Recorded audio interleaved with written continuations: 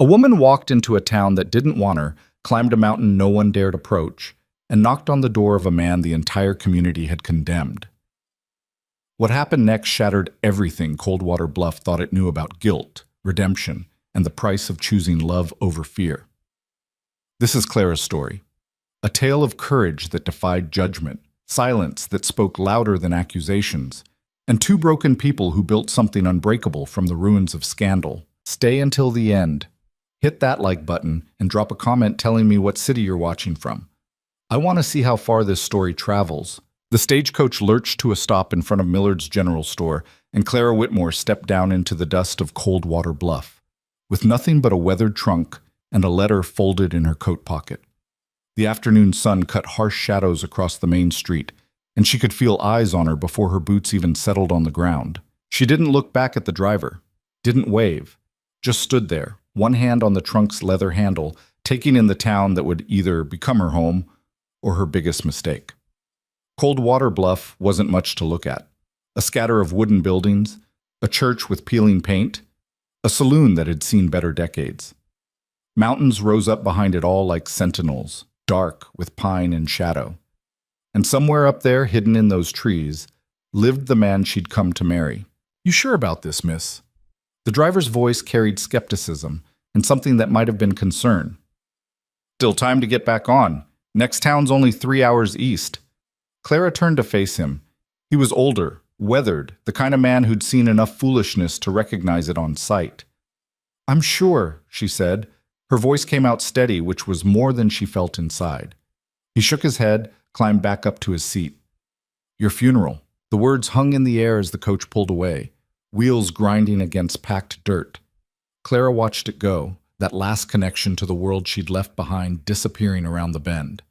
Then she picked up her trunk, heavier than it looked, and turned toward the store. The bell above the door jangled as she pushed inside.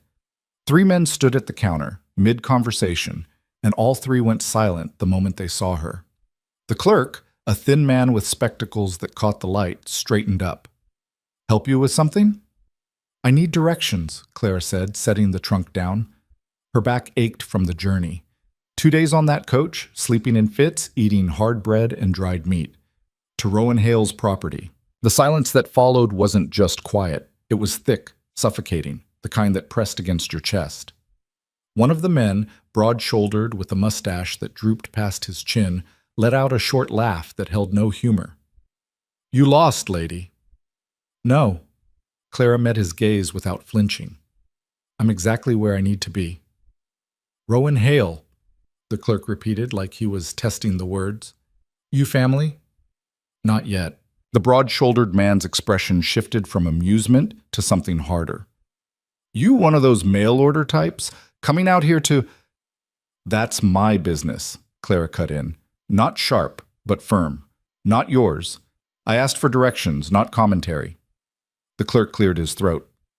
"Ma'am, I don't know what you've heard or what arrangement you think you have, but Rowan Hale isn't the kind of man—" "I know exactly what kind of man he is." Clara's hands were steady on the counter now. "I've read his letters for 6 months. I know more than you think I do." "Letters?" The third man, older, with silver in his beard, spoke for the first time. "Words on paper don't tell you what a man's capable of. Don't tell you what he's done." Clara turned to him. "They tell me enough. Now, are you going to point me in the right direction, or do I need to start asking around town until someone does?" The clerk exchanged glances with the others. Finally, he sighed. "Trail starts past the old mill, north end of town. Follow it up into the hills. About 2 hours on foot if you don't get lost. House sits in a clearing near the ridge." "Thank you." "Miss," the clerk leaned forward, his voice dropping, "I'd be doing you a disservice if I didn't warn you. Whatever Rowan told you in those letters, it's not the full picture. Man's got a past that ain't settled. Town's got long memories." "Then maybe," Clara said quietly, "the town should learn to forget." She picked up her trunk and walked back out into the sunlight before any of them could respond. The trail wasn't marked, but it was clear enough, packed earth where boots had walked before, branches broken back at shoulder height. Clara followed it past the mill, which stood silent and skeletal against the tree line, its wheel frozen mid-turn like time had stopped caring. The climb was harder than she'd expected. Her trunk kept catching on roots, and twice she had to stop and rest, sitting on fallen logs while her breathing steadied. The air thinned as she went higher, cooler, carrying the scent of pine and something else. Smoke, maybe, though she couldn't see any. She thought about the letters as she walked. 6 months of correspondence, started on a whim through an advertisement she'd seen in a Philadelphia newspaper. Man seeking companionship, remote location, honest work, no expectations beyond mutual respect. It had been the last line that caught her attention, the honesty of it, the lack of pretense. Rowan's first letter had been short, almost curt. He'd told her about the mountain, the isolation, the work he did cutting timber and hunting game. He hadn't mentioned why he lived alone. That came later, in the third or fourth exchange, when Clara had asked directly. There was a fire, he'd written. They said I started it. Burned down the Pritchard barn, killed 3 horses. I didn't. But proving innocence isn't the same as being believed. She'd written back asking why he stayed if the town had turned on him, because leaving would look like running. And I've done enough of that in my life. There was something in those words that resonated. Clara knew about running, knew about starting over in places that didn't ask questions. She'd been doing it since she was 16, since the day her father's debts caught up with him, and she'd found herself suddenly alone in a city that chewed up girls like her and spit them out, forgotten. She'd worked in factories, in kitchens, in boarding houses where the walls were thin and the pay was thinner. She'd saved every penny she could, kept her head down, learned how to be invisible. But invisibility got exhausting after a while. And then she'd seen that advertisement, and something in her chest had pulled tight with recognition. Maybe I'm tired of running too, she'd thought. So here she was, climbing a mountain to meet a man the world had decided wasn't worth knowing. The trees thinned as she reached higher ground, and suddenly the clearing opened up in front of her like a held breath released.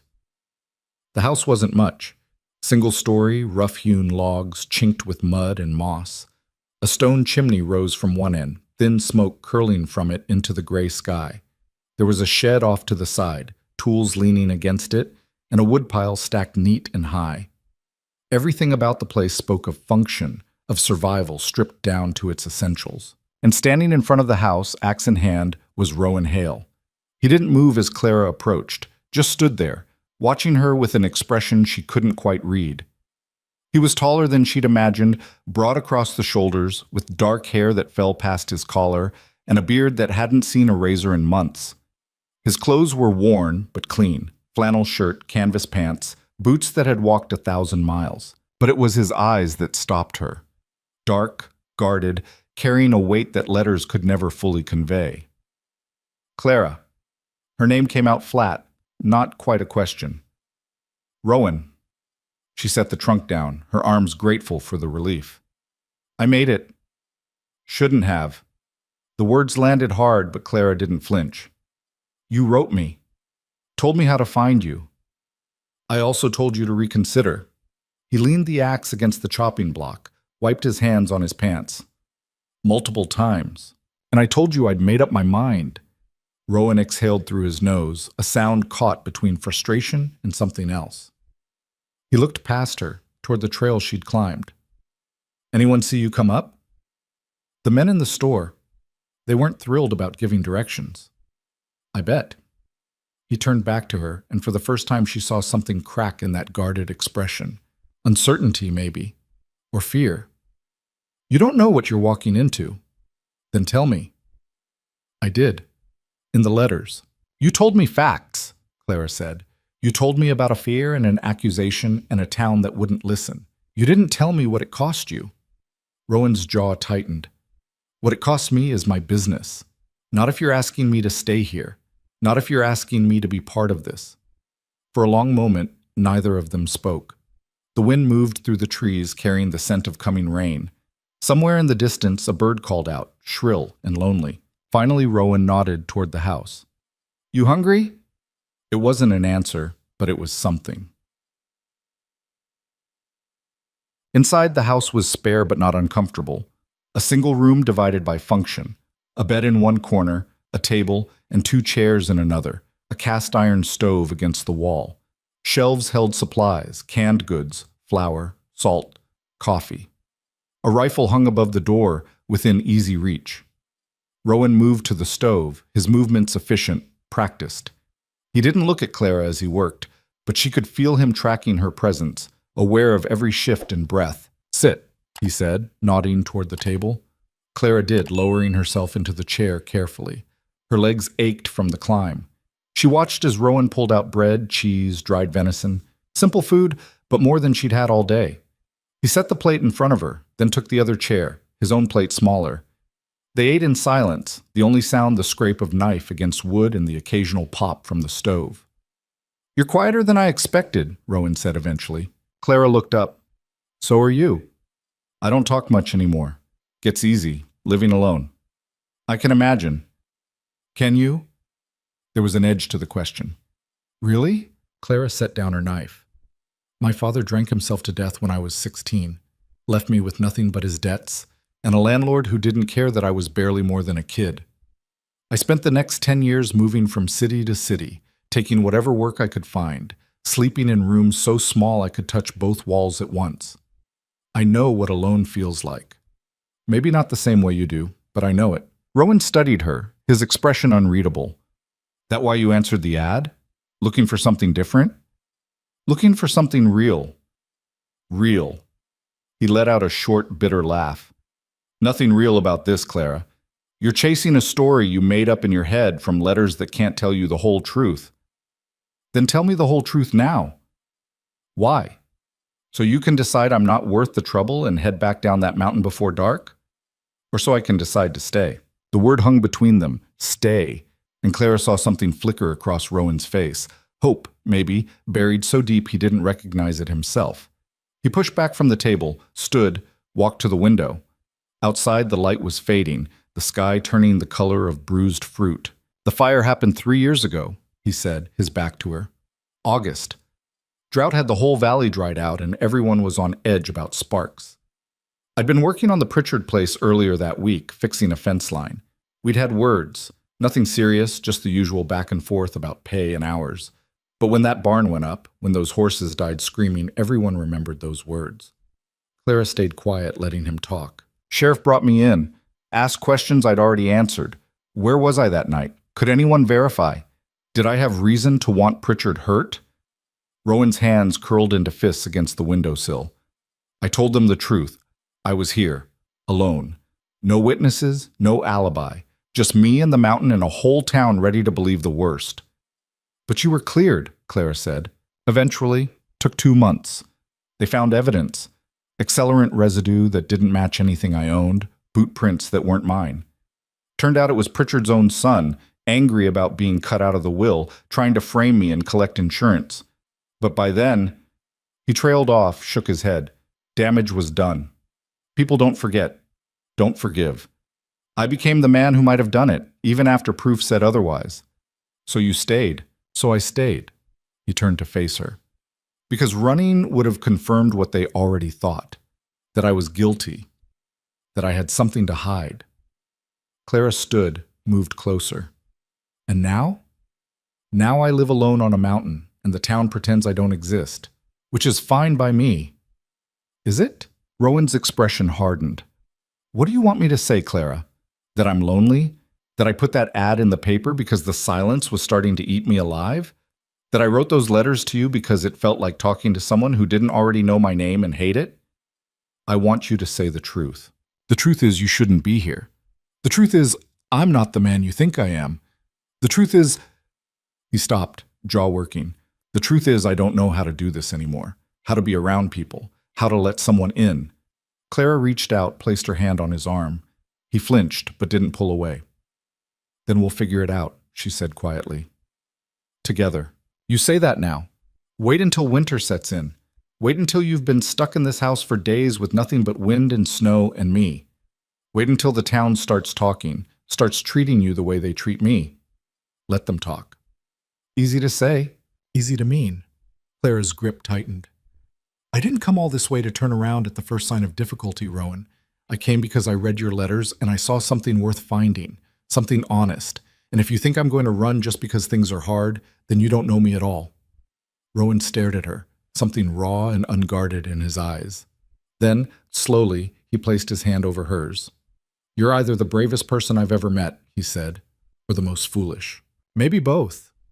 The corner of his mouth twitched. Not quite a smile, but close. Yeah, maybe both. They didn't talk much more that night. Rowan gave Clara the bed, insisted on it despite her protests. He pulled a bedroll from a trunk and spread it on the floor near the stove, methodical and quiet. Clara lay in the dark, listening to the unfamiliar sounds, the creak of logs settling, the whisper of wind through the eaves, the steady rhythm of Rowan's breathing across the room. She'd made her choice. There was no going back now, even if she'd wanted to.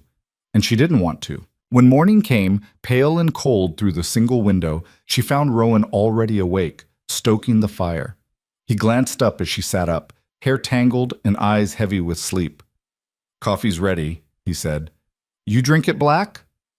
"However it comes." He poured 2 cups, handed her one. The metal was warm against her palms, the steam rising to fog her vision. "I've got work to do today," Rowan said, "checking trap lines, cutting firewood. You can stay here if you want, rest." Clara shook her head. "I'll come with you. It's rough terrain. I made it up the mountain, didn't I?" He studied her for a moment, then nodded. "Suit yourself, but keep up. I'm not slowing down." "Didn't ask you to." They set out after a quick breakfast. More bread, some jam Clara hadn't noticed the night before. The morning air bit sharp and clean, and Clara could see her breath clouding in front of her as they walked. Rowan led them through the trees, moving with the ease of someone who knew every root and stone by heart. He didn't talk, didn't point things out, just walked. Clara followed, her boots finding purchase on uncertain ground, her eyes adjusting to the filtered light through the canopy. The first trap was empty. So was the second. At the third, they found a rabbit, already stiff with cold. Rowan reset the trap with quick practice movements, his hands steady even in the chill. "You eat rabbit?" he asked, holding it up. "I'll eat whatever you cook." "Good, because that's mostly what we've got up here. Rabbit, venison, whatever's in season."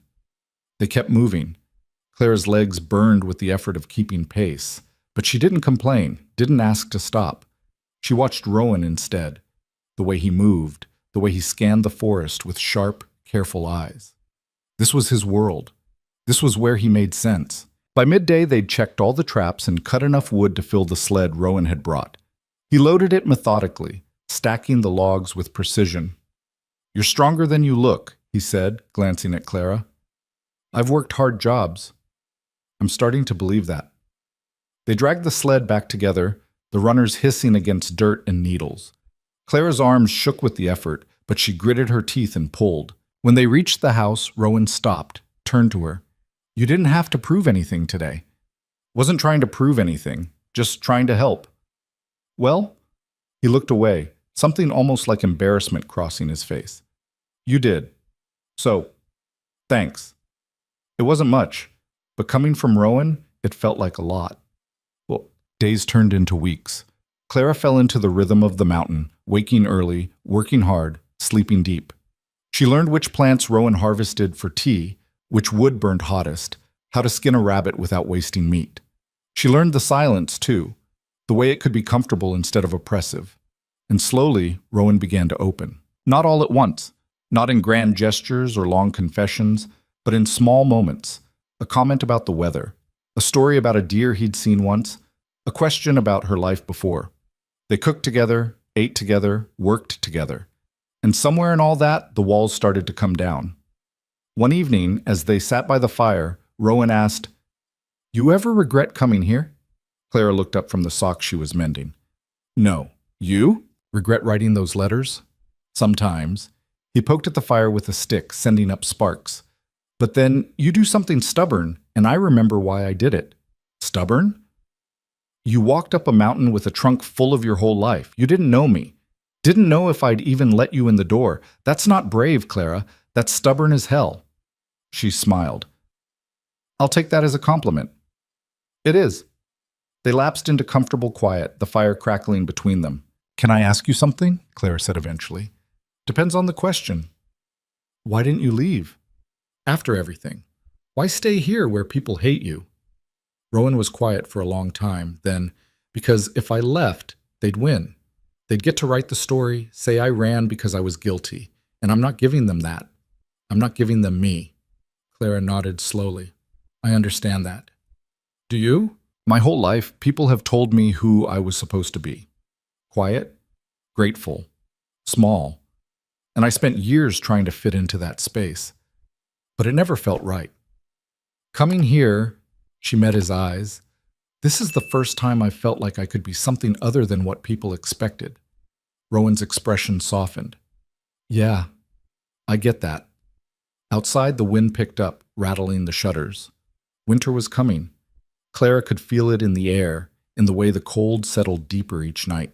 Storm's rolling in, Rowan said, reading the wind like a language. Could be a rough one. We ready for it? We will be. We. The word settled warm in Claire's chest.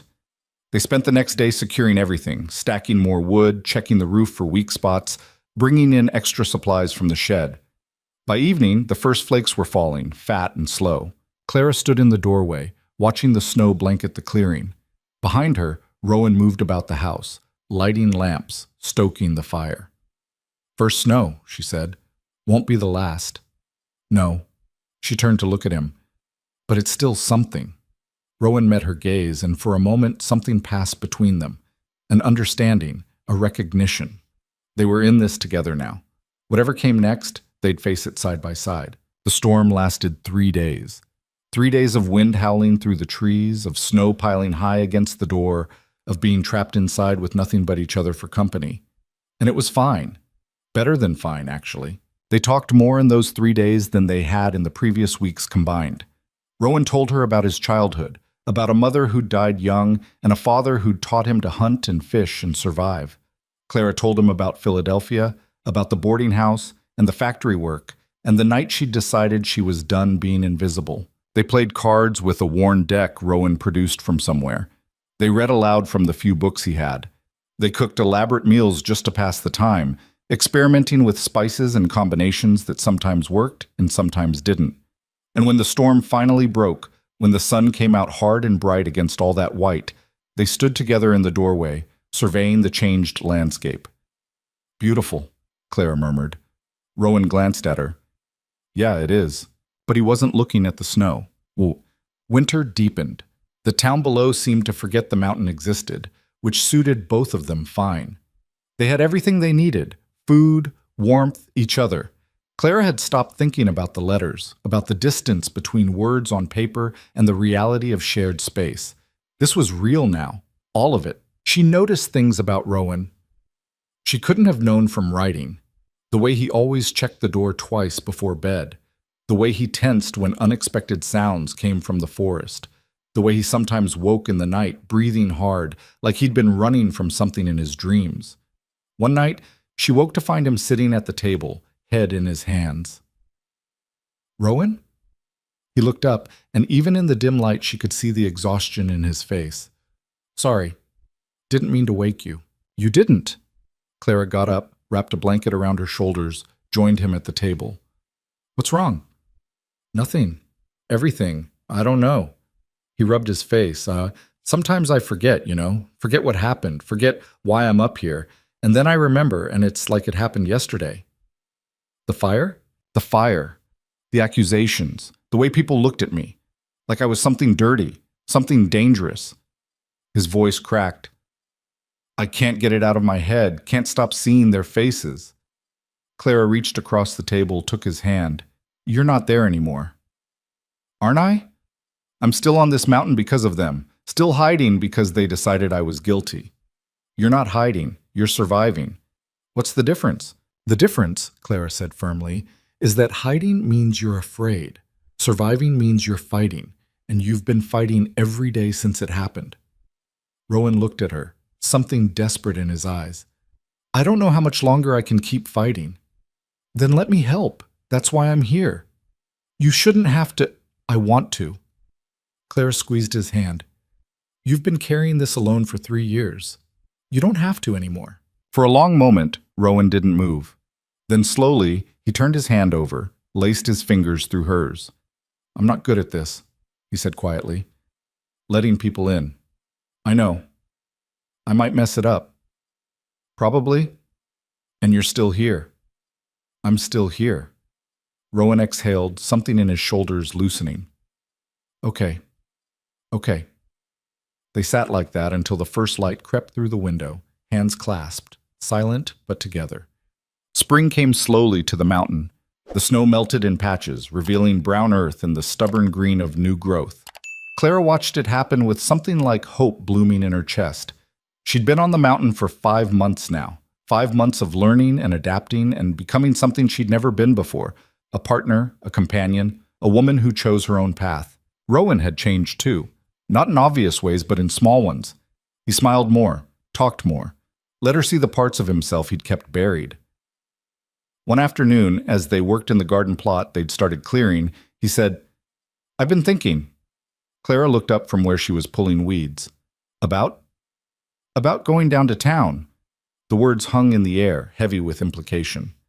"You don't have to," Clara said carefully. "I know. But I want to. Or, I want to. Does that make sense?" "Yeah, it does." Rowan sat back on his heels, dirt on his hands, sun on his face. "I can't let them keep me up here forever. Can't let what happened define the rest of my life." "What changed?" He met her eyes. "You did." Clara's heart skipped. "Rowan, I mean it.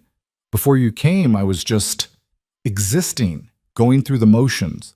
But you made me remember what it feels like to want something more, to believe things could be different."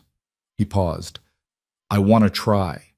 Don't know if I can do it, but I want to try." Clara stood, brushed off her hands, moved closer. "Then we'll try together." "You'd come with me?"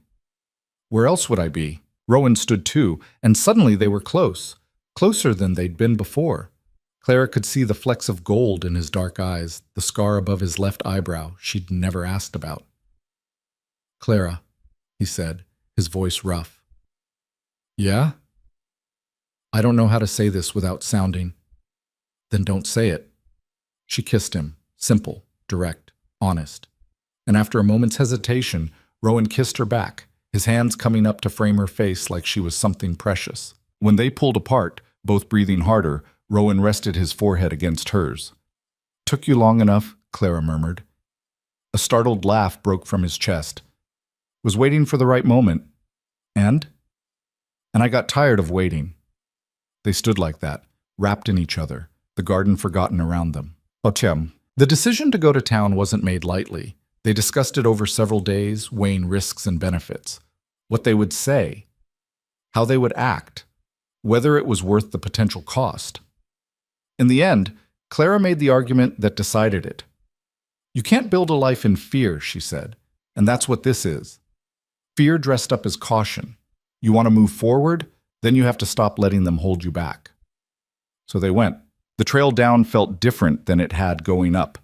Clara walked beside Rowan this time, not behind him. They didn't talk much, but their hands brushed occasionally, a reminder of shared purpose. When they emerged at the edge of town, Clara saw Rowan's shoulders tense, his jaw set. "Hey," she said quietly. "You're not alone." He nodded, didn't speak, but his hand found hers and held on tight. They walked down the main street together. It was market day, and people crowded the square, farmers selling produce, women buying cloth, children running between stalls. The first person to see them was Mrs. Chen, who ran the fabric shop.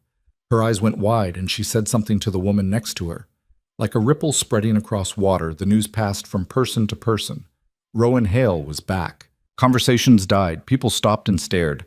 Some with curiosity, some with hostility, some with something that might have been shame. Rowan kept walking, his face a mask. Clara matched his stride, her chin up, refusing to shrink under the weight of all those eyes.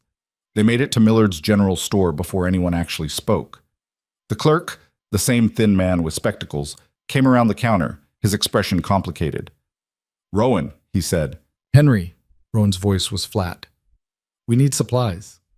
"Sure, of course." Henry glanced at Clara. "Miss Whitmore, you're still... You stayed." "I did." "Right. Well," he cleared his throat. "What can I get you?" They gave him a list: flour, sugar, salt, coffee, basic staples. Henry gathered everything with nervous efficiency, clearly uncomfortable but trying. As he tallied the cost, the door opened behind them. Clara turned to see a man in his 60s, silver-haired, wearing a star on his vest. The sheriff. "Rowan," he said. Not friendly, but not hostile either. "Been a while?" "Sheriff Dalton." "Heard you were living up on the ridge still." "You heard right." Dalton's eyes moved to Clara. "And you are?" "Clara Whitmore." "She's with me," Rowan said, an edge to the words. "Figured as much." Dalton hooked his thumbs in his belt. "People are talking. People always talk." "True enough." The sheriff paused. "Look, I know there's bad blood. Know what happened wasn't fair to you, but you coming back like this, walking around town, it's going to stir things up." "I'm not here to stir anything," Rowan said. "I'm here to buy supplies and leave." "That all?" Rowan's jaw tightened. "What do you want me to say, Sheriff? That I'll keep hiding on that mountain so the good people of Coldwater Bluff don't have to feel uncomfortable? That I'll stay invisible so everyone can keep pretending they didn't destroy my life over a lie? That's not—" "It is exactly that." Rowan's voice was low, controlled, but Clara could hear the anger beneath it. "You cleared me, Sheriff, found the real culprit. But that didn't fix what was broken, didn't give me back what I lost. So don't stand there and tell me I'm the problem for showing my face." Dalton had the grace to look uncomfortable. "You're right. I'm sorry. What happened to you?" He shook his head. It wasn't justice.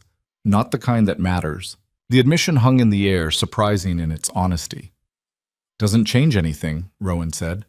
"No, but maybe it's a start." They left the store with their supplies, the sheriff's words following them out into the sunlight. Clara could feel the town watching, judging, speculating, but she kept her head high and her hand in Rowan's. They were halfway to the trail when a voice called out, "Hail!" Both of them stopped. A man was approaching, younger, maybe 30, with blonde hair and a nervous energy. "Jacob Pritchard," Rowan said quietly. "The son, the one who'd actually started the fire." "I need to talk to you," Jacob said, stopping a few feet away. "We've got nothing to say. Please, just 5 minutes." Rowan looked at Clara, who nodded slightly. They didn't have to do this, but maybe they should. 5 minutes, Rowan said. Jacob glanced around, clearly aware of the attention they were drawing. "Not here. Can we—" "There's an alley behind the mercantile." They followed him, Clara's instincts on alert. But when they reached the relative privacy of the narrow space between buildings, Jacob just stood there, hands shaking. "I'm sorry," he said. "I know that doesn't mean anything. I know I can't take back what I did, but I need you to hear it. I'm sorry." Rowan's expression was unreadable. "You're sorry. I was angry. At my father, at the world, at everything. And you were there, and it was easy to point the finger, easy to let you take the fall." Jacob's voice cracked. "I told myself it didn't matter, that you were strong, that you'd be fine, but I destroyed your life. I know that now." "You did?" Rowan agreed. "And saying sorry doesn't fix it." "I know, but I had to try.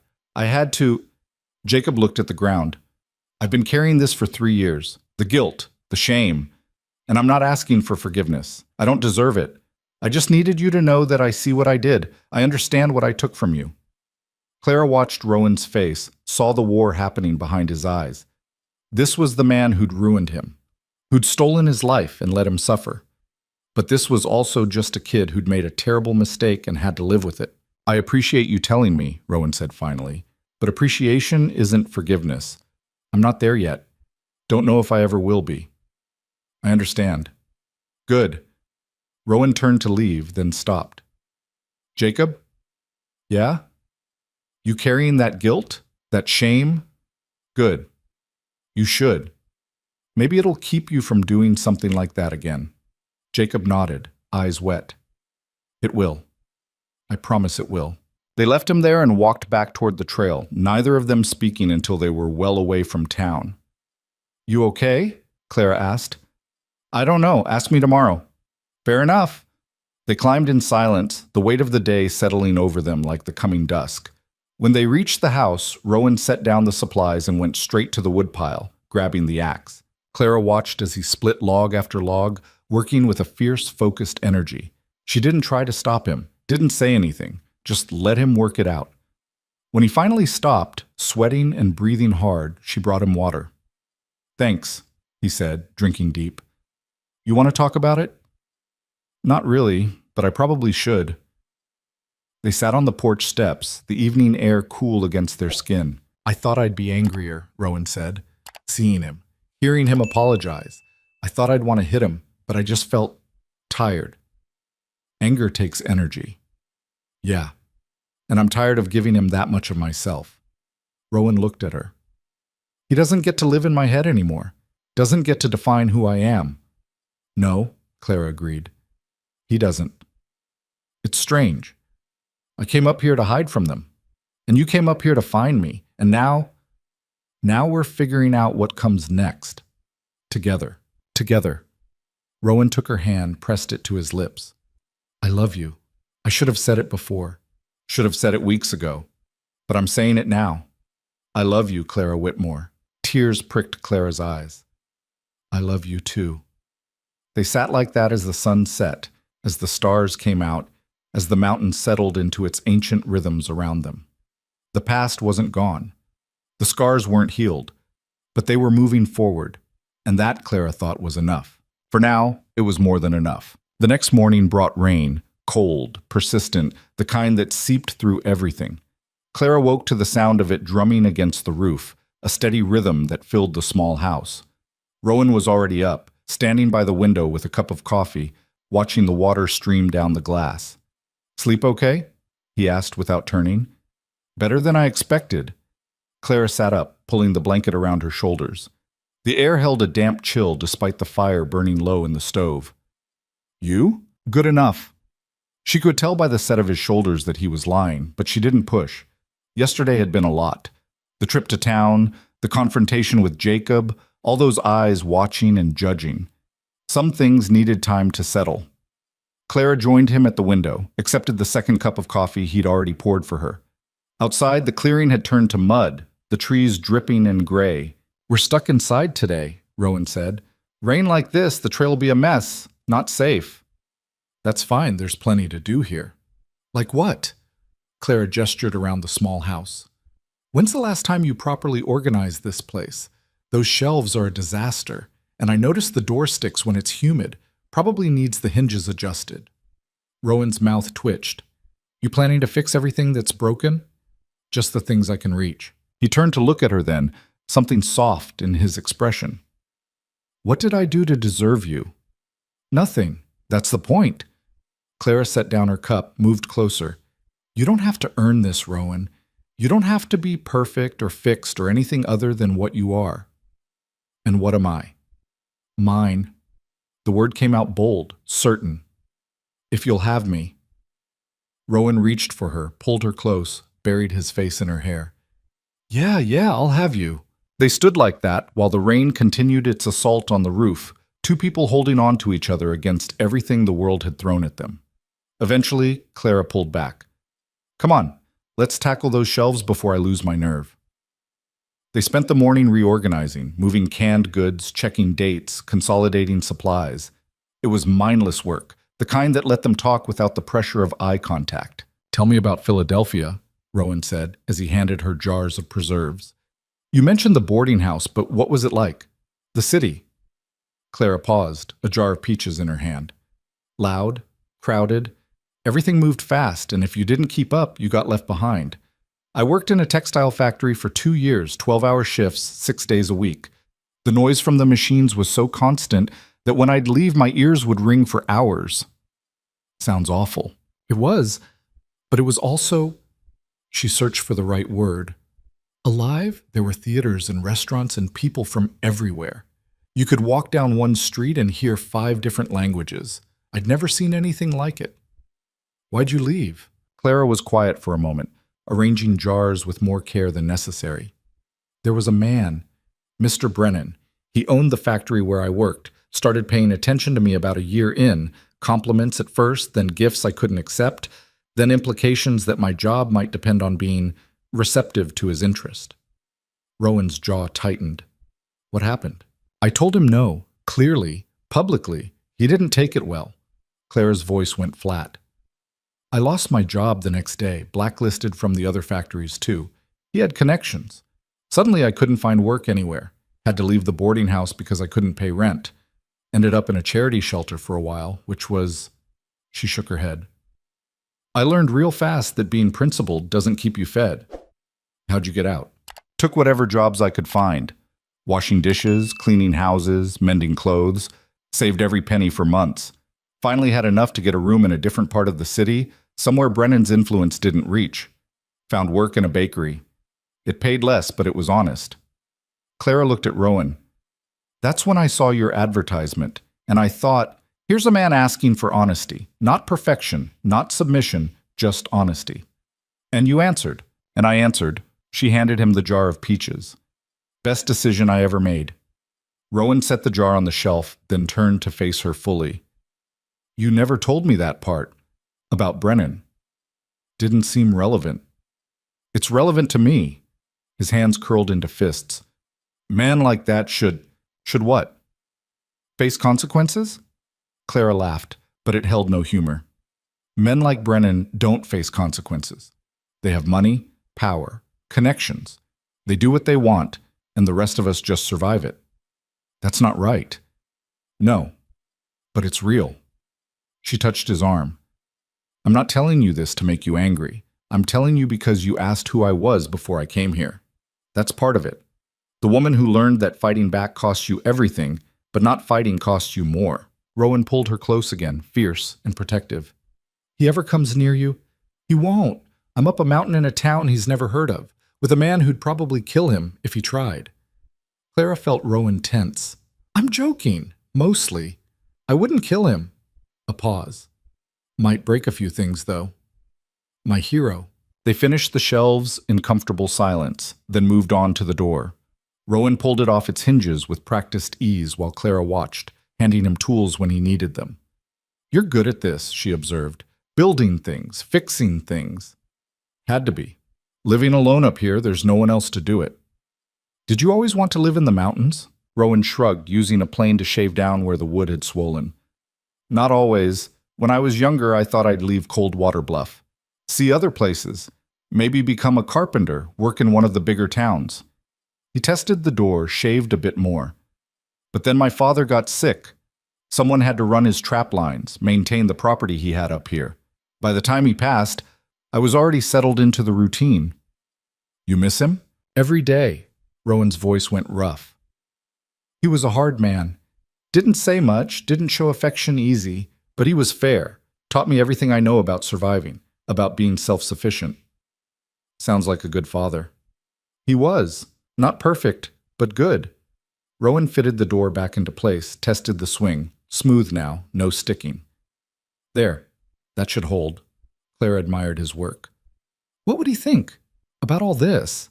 About me? He'd like you. Probably tell me I was punching above my weight. You are. Rowan shot her a look. Getting cocky, aren't you? Just honest. You said you wanted honesty. Careful what you wish for, right? They made lunch together. Soup from vegetables Clara had stored, bread Rowan had baked 2 days ago. The rain continued outside, relentless, turning the world beyond the windows into watercolor blurs. Can I ask you something? Clara said as they ate. Seems to be the theme today. When you wrote that first letter, the one answering my response to the advertisement, what made you actually send it? You could have just written it and thrown it away. Rowan considered this, spooning soup slowly. I almost did. Wrote 3 different versions, actually. First one was too formal, like a business transaction. Second one was too desperate, I guess. Made me sound pathetic. And the third? The third was honest. Said I lived on a mountain. Said I'd been accused of something I didn't do. Said I wasn't looking for pity or rescue, just someone who might understand what it meant to choose a hard path. He met her eyes. I figured if that scared you off, better to know early. It didn't scare me. It made me want to know more. Why? Clara set down her spoon.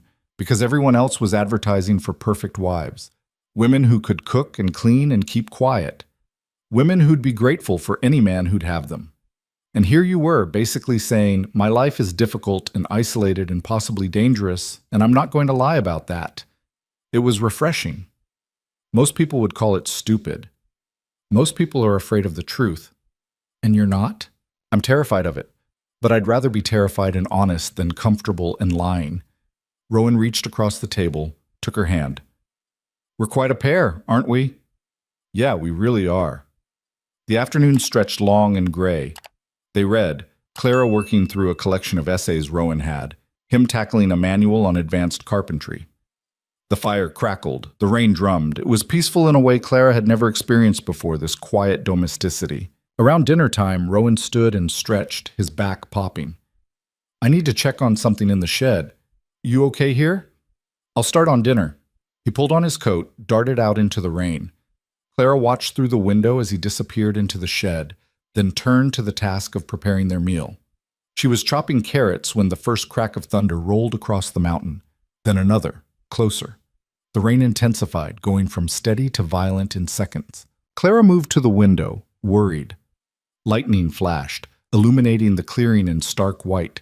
She couldn't see the shed clearly through the downpour. Minutes passed. 5. 10. The storm showed no signs of letting up. Just as Clara was debating whether to go check on him, the door burst open. Rowan stumbled in, soaked through, something large and dark draped over his shoulders. Help me, he said, and Clara realized what he was carrying. A dog. Massive, black and brown, barely conscious. What? Where did... Found him collapsed near the shed. Think he's been out there a while. Rowan laid the animal carefully on the floor near the fire. Get me towels, and that old blanket from the chest. Clara moved fast, grabbing what he needed.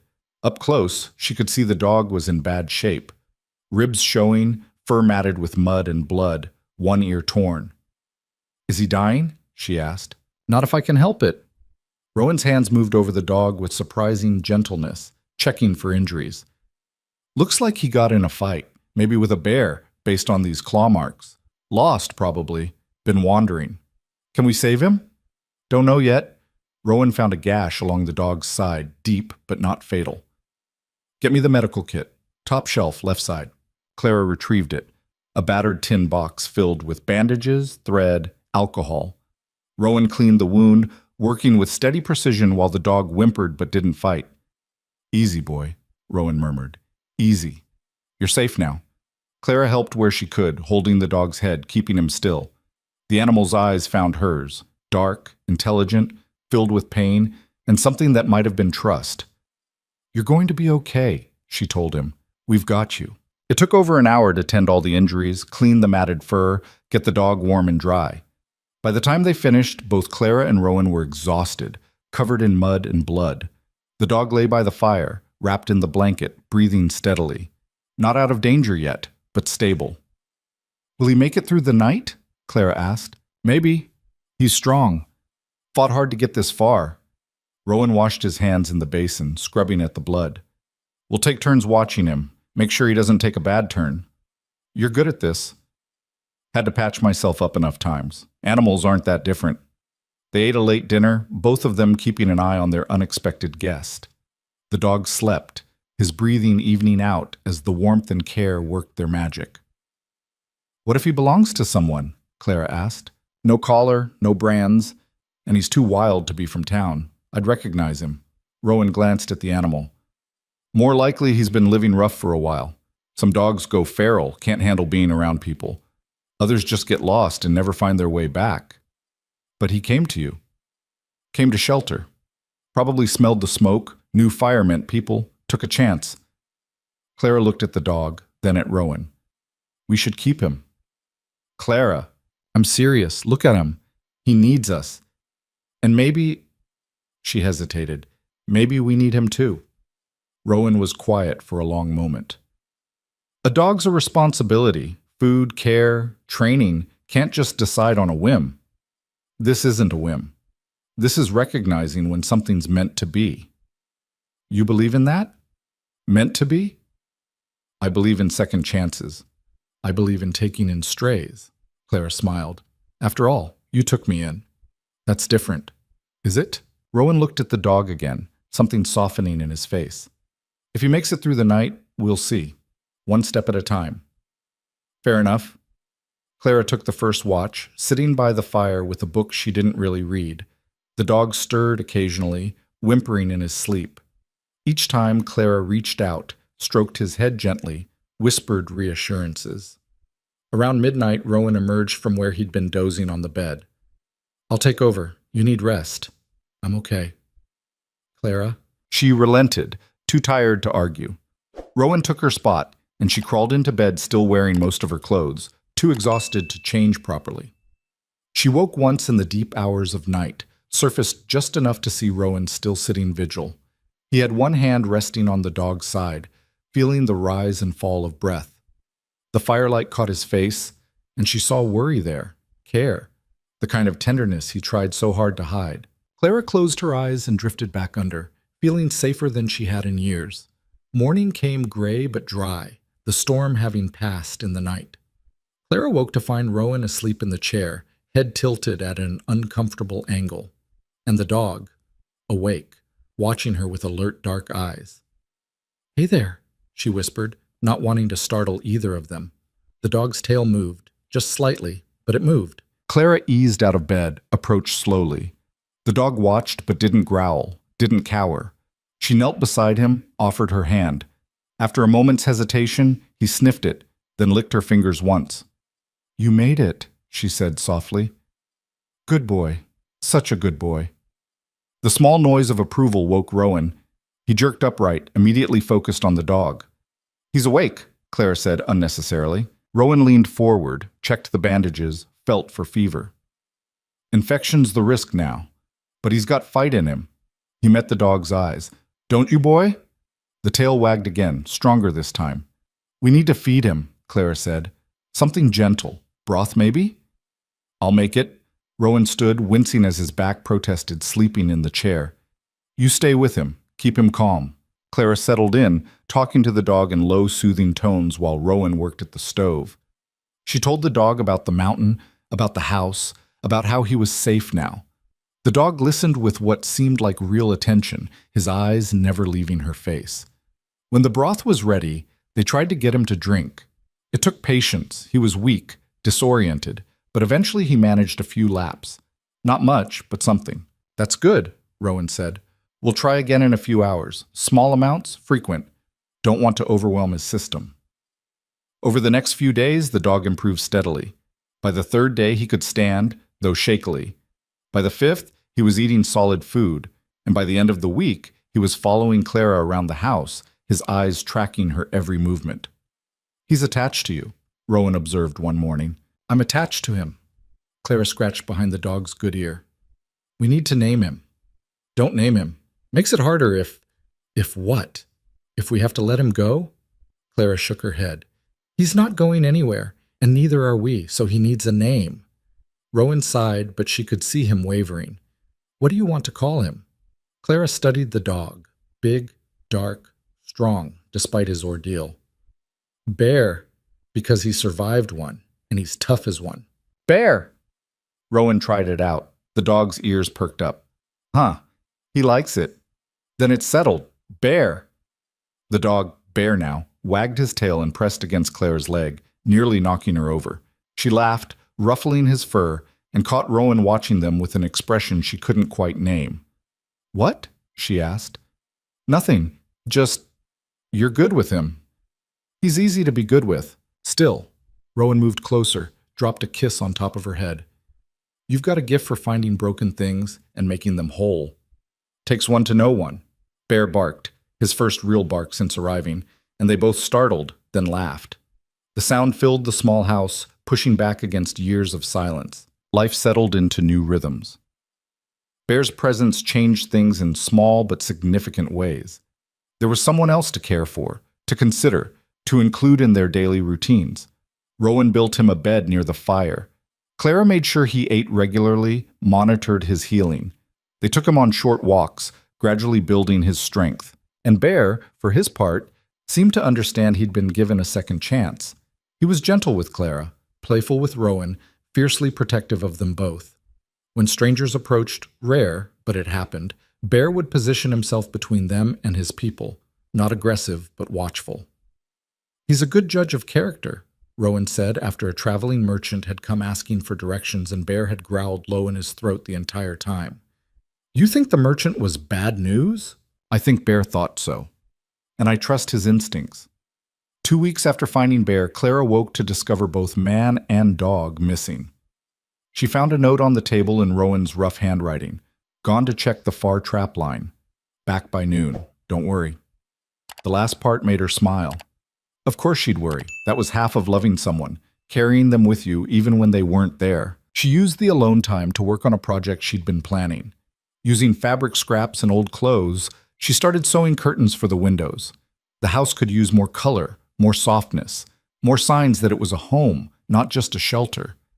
She was measuring the second window when she heard voices outside. Not Rowan. These were unfamiliar, multiple people. Clara moved to the door, opened it cautiously. 3 men stood at the edge of the clearing, clearly having just climbed the trail. She recognized one of them, Henry from the general store. The other 2 were strangers. "Miss Whitmore," Henry called out, staying where he was. Smart. Approaching uninvited felt like a violation this far from town. "We're looking for Rowan. He here? He's out checking traps. Should be back soon." Clara stepped onto the porch, crossing her arms. "What's this about?" Henry glanced at his companions, uncomfortable.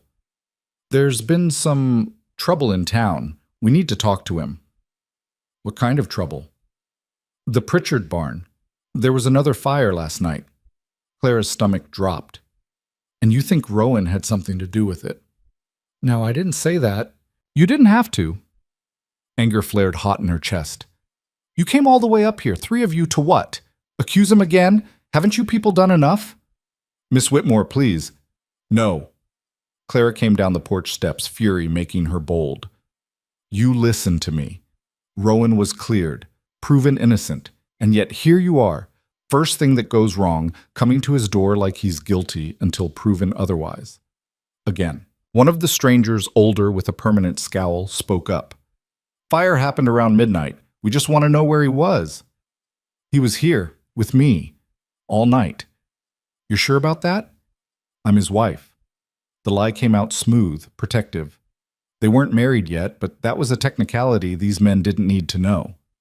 "Of course I'm sure." Henry's eyebrows went up. "You married him? Is that a problem?" "No, just we hadn't heard. Maybe because it's none of your business." Clara held her ground. "Rowan was here last night. We ate dinner, went to bed, woke up together this morning.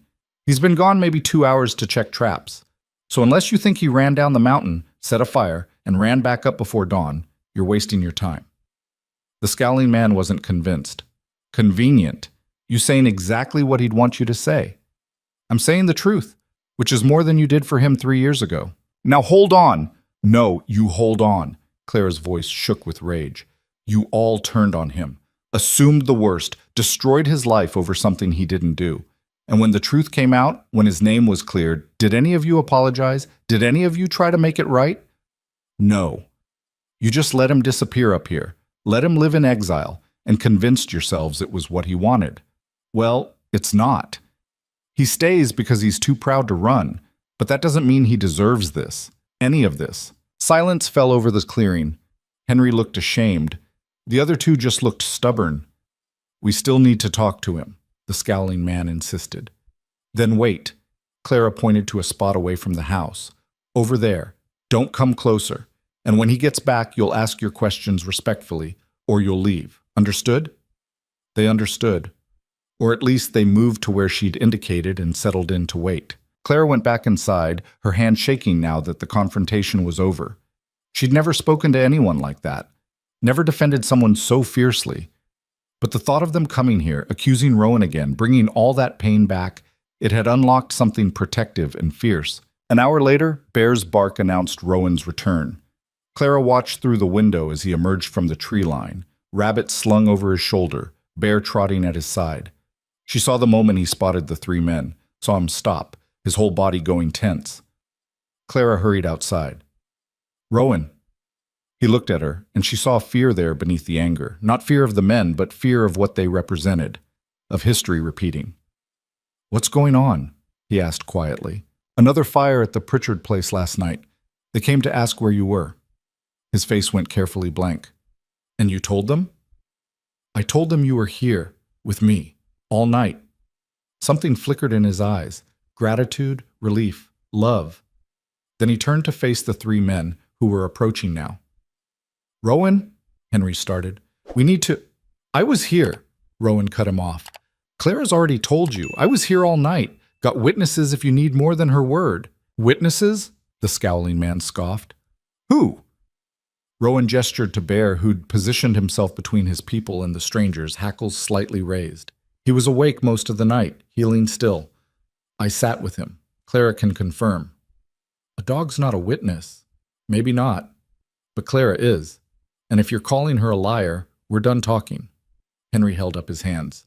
Nobody's calling anyone a liar, Rowan. We just had to check. With your history, my history of being falsely accused and proven innocent, Rowan's voice was cold. That history?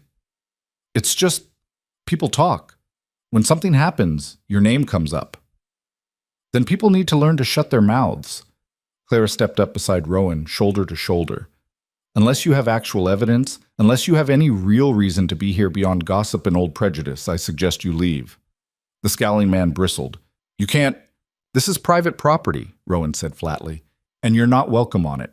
So, yeah, leave. Henry looked between them, seemed to make a decision. All right, we'll go. But Rowan, this is going to keep happening unless whoever's really doing it gets caught. You understand that, right?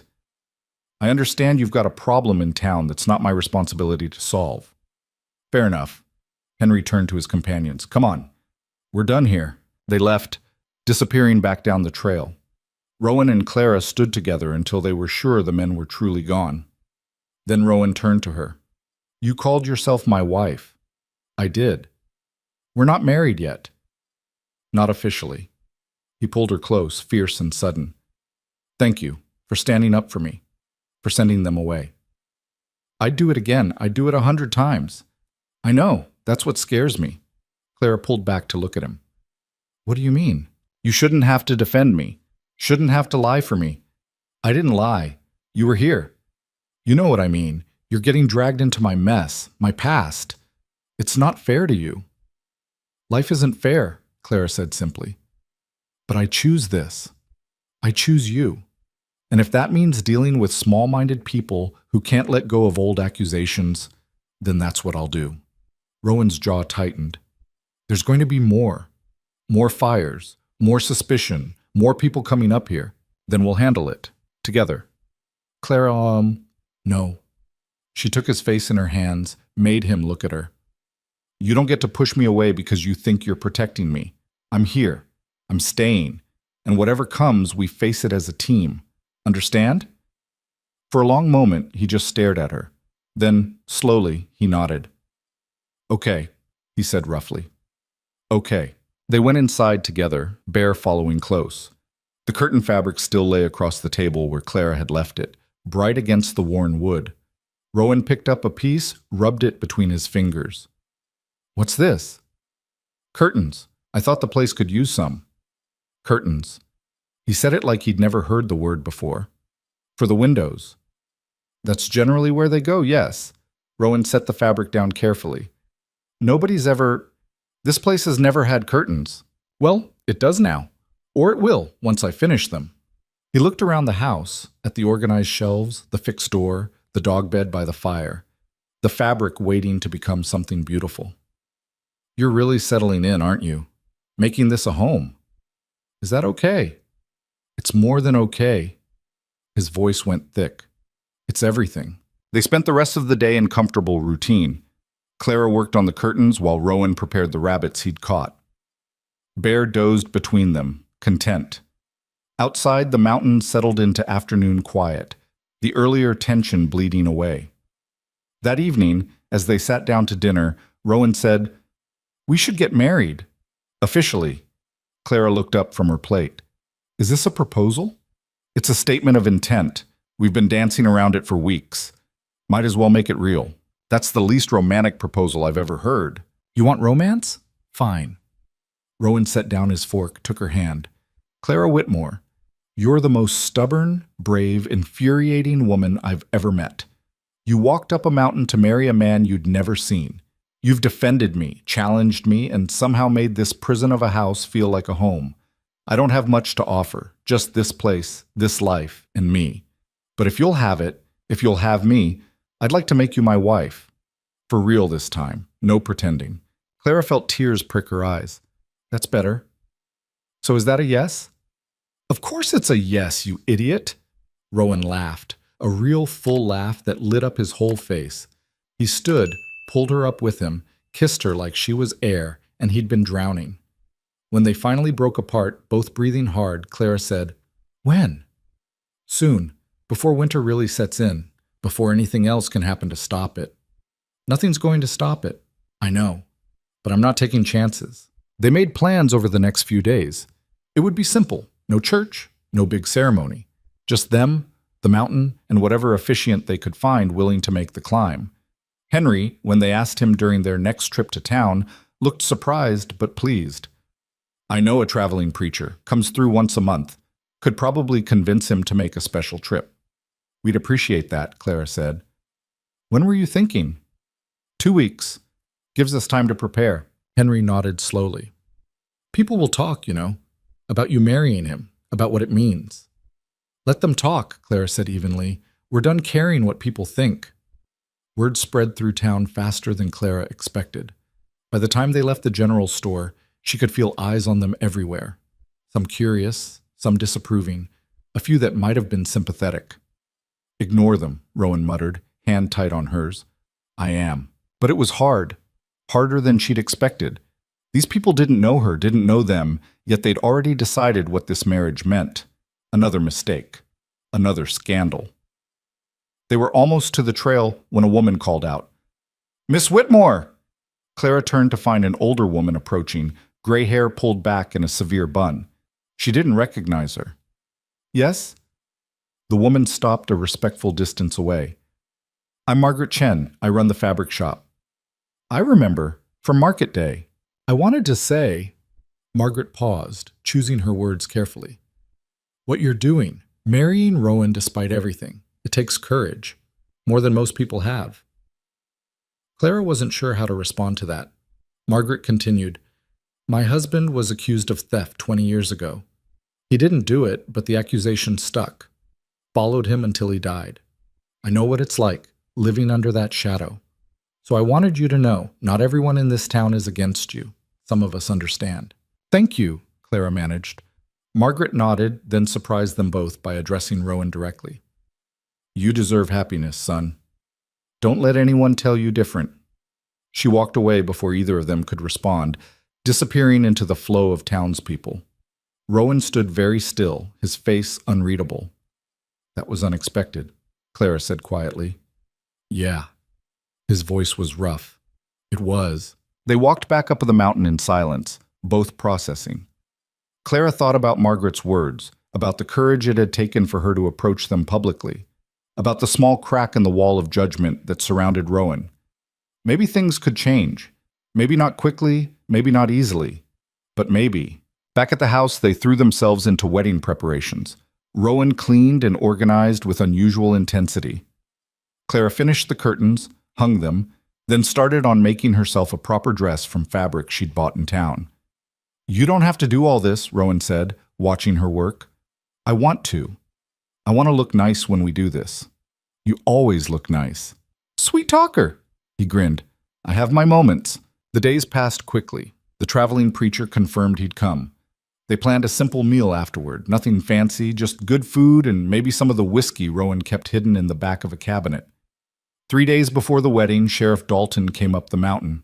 Alone this time, hands visible and empty as he approached. "Rowan, Clara." "Sheriff."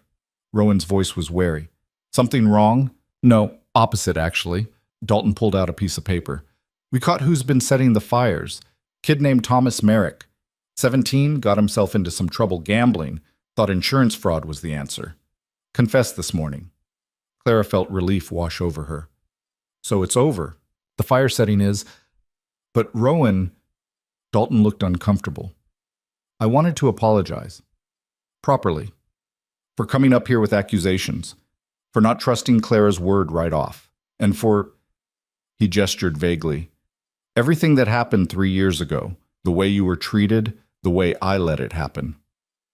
Rowan was very quiet. I should have fought harder for you, Dalton continued. Should have pushed back when people assumed the worst.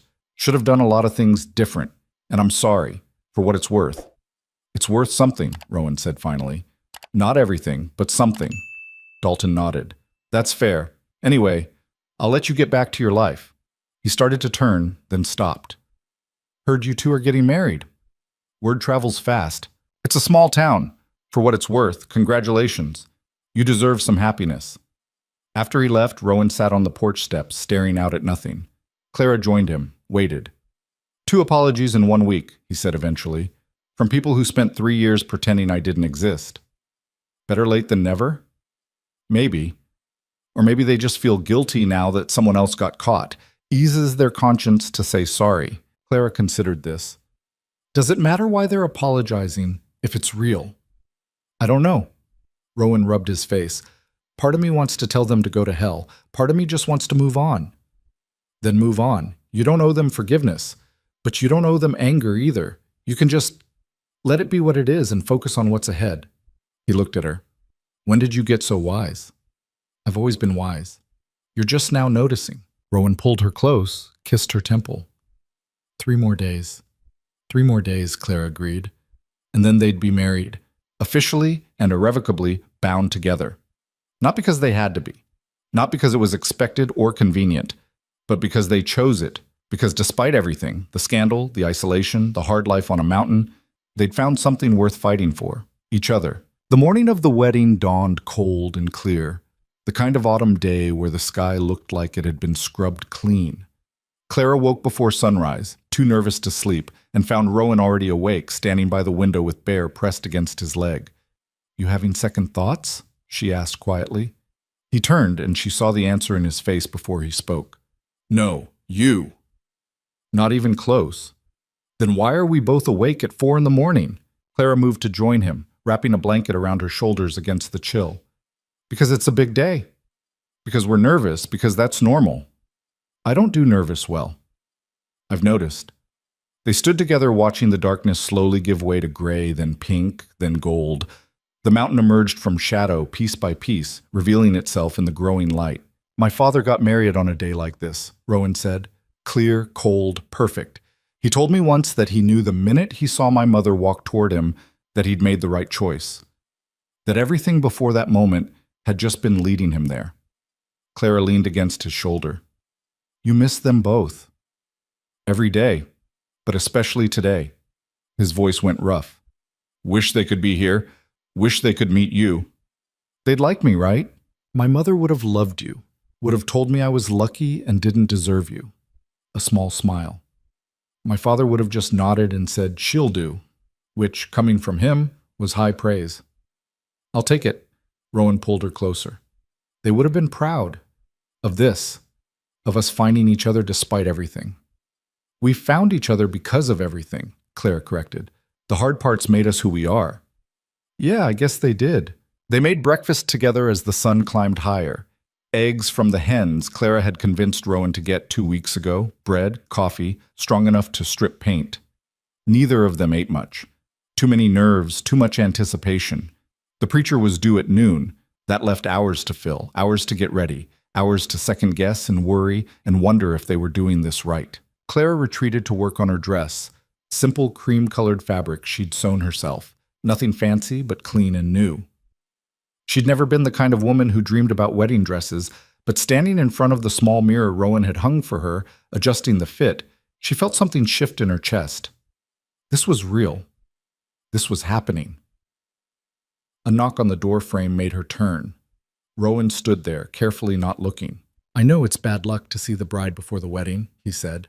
But that's only the dress, right? Can I talk to you? You're already talking to me. You know what I mean, Clara smiled. Yes, you can come in, just don't look. He entered with his eyes fixed firmly on the floor, which would have been funny if he hadn't looked so serious. I need to tell you something, before we do this, before it's official. Clara's stomach tightened. Okay. When the fire happened, when I was accused, I told you they proved I was innocent, and they did. But what I didn't tell you is how close it came. How close I came to just giving up." He still wasn't looking at her, his hands clenched at his sides. The first month after the accusation, I was so angry I could barely think straight. Angry at Pritchard, at the sheriff, at the whole damn town. But then the anger burned itself out, and what was left was just empty. I'd wake up and think, what's the point? Why keep fighting when everyone's already decided I'm guilty? Clara stayed quiet, letting him talk. I came up here to the house one night with my father's rifle, sat on the porch with it across my lap, and seriously considered whether it was worth staying alive. If maybe it would be easier to just end it, let them have their villain, be done with it all. Clara's breath caught, but she didn't interrupt. I sat there for hours, had the barrel in my mouth twice, but I couldn't do it, not because I was brave or because I had hope, because I was too stubborn to give them the satisfaction. His voice cracked, and that's what saved me. Pure stubbornness, not wanting them to win. "Rowan, I need you to know that. Need you to know that the man you're marrying isn't some hero who survived through strength of character. I'm just too pig-headed to die. And there are still days when the emptiness comes back, when I wake up and think maybe it would be easier to just not be here anymore." Clara moved to him then, dress forgotten, and took his face in her hands, made him look at her. "Listen to me," she said fiercely. "I don't want a hero. I want you, the real you, the stubborn, difficult, scarred version who's been through hell and came out the other side. You think that makes you weak? It makes you human. It makes you real. But if those days come back, if I have moments where I can't see the point, then you tell me. You don't hide it. You don't carry it alone. You tell me and we figure it out together." Her grip tightened. "You hear me? Together." Rowan closed his eyes, leaned into her touch. "I don't deserve you." "Probably not, but you're stuck with me anyway." A rough laugh escaped him. Yeah, I am. You can look now, by the way, at the dress." He opened his eyes, stepped back to take her in properly. Something in his expression softened, went tender in a way she rarely saw. "You look beautiful." "It's just a dress. It's not just anything." He reached out, touched the fabric carefully. "It's you choosing this, choosing us. That's everything." Clara kissed him, soft and sure. "Go get ready. Preacher will be here soon and you're still in your work clothes." "Yes, ma'am." He left, and Clara turned back to the mirror. Her reflection stared back. A woman she barely recognized. Stronger than she'd been 6 months ago, braver, more certain of who she was and what she wanted. She thought about Rowan's confession, about how close he'd come to giving up. Part of her was angry he'd kept that from her for so long. But a larger part understood.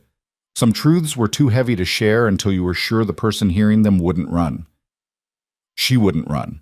Not now, not ever. By 11:30 they were both ready. Rowan had changed into his best clothes, still rough by city standards, but clean and carefully maintained. He'd shaved, trimmed his hair, looked almost civilized except for the wildness that would always live in his eyes. Clara wore her dress and the only jewelry she owned, a simple locket that had belonged to her mother. Bear had been brushed until his coat shone, though he seemed confused about why everyone was so tense. They waited on the porch, watching the trail. Minutes ticked by. Noon came and went. "He's late," Rowan said. "Give him time. It's a long climb." 12:30. 1 o'clock. Still no sign of the preacher. Rowan's jaw tightened with each passing minute. Clara could see him retreating inward, old defenses rising. "He's not coming," Rowan said finally.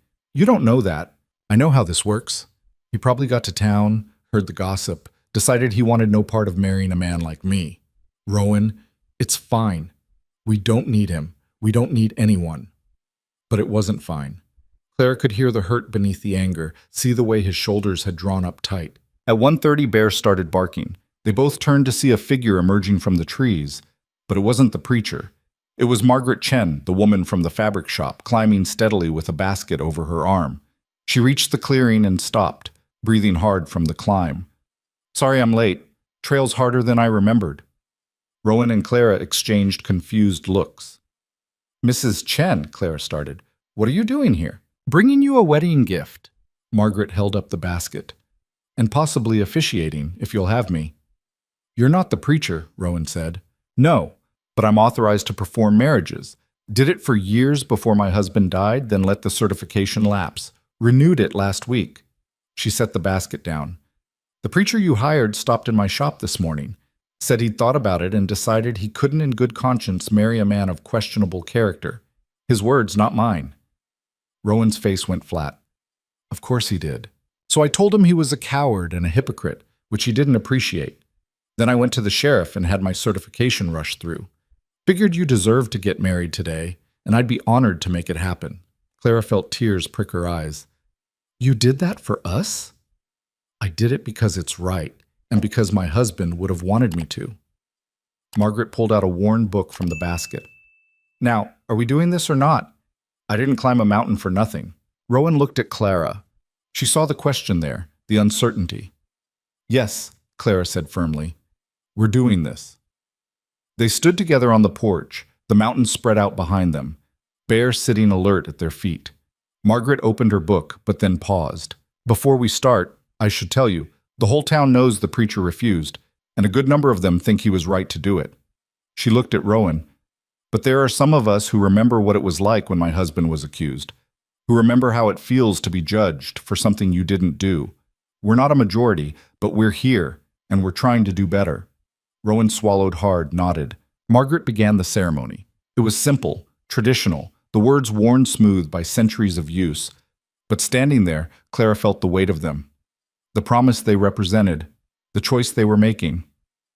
"Do you, Rowan Hale, take Clara Whitmore to be your lawfully wedded wife, to have and to hold from this day forward, for better or worse, for richer or poorer, in sickness and in health, until death do you part?"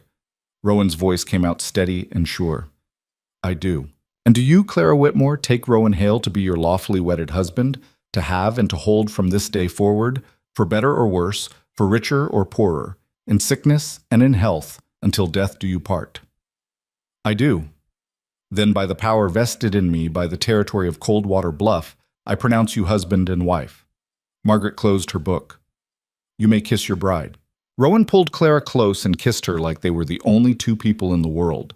When they broke apart, both breathing hard, Margaret was smiling.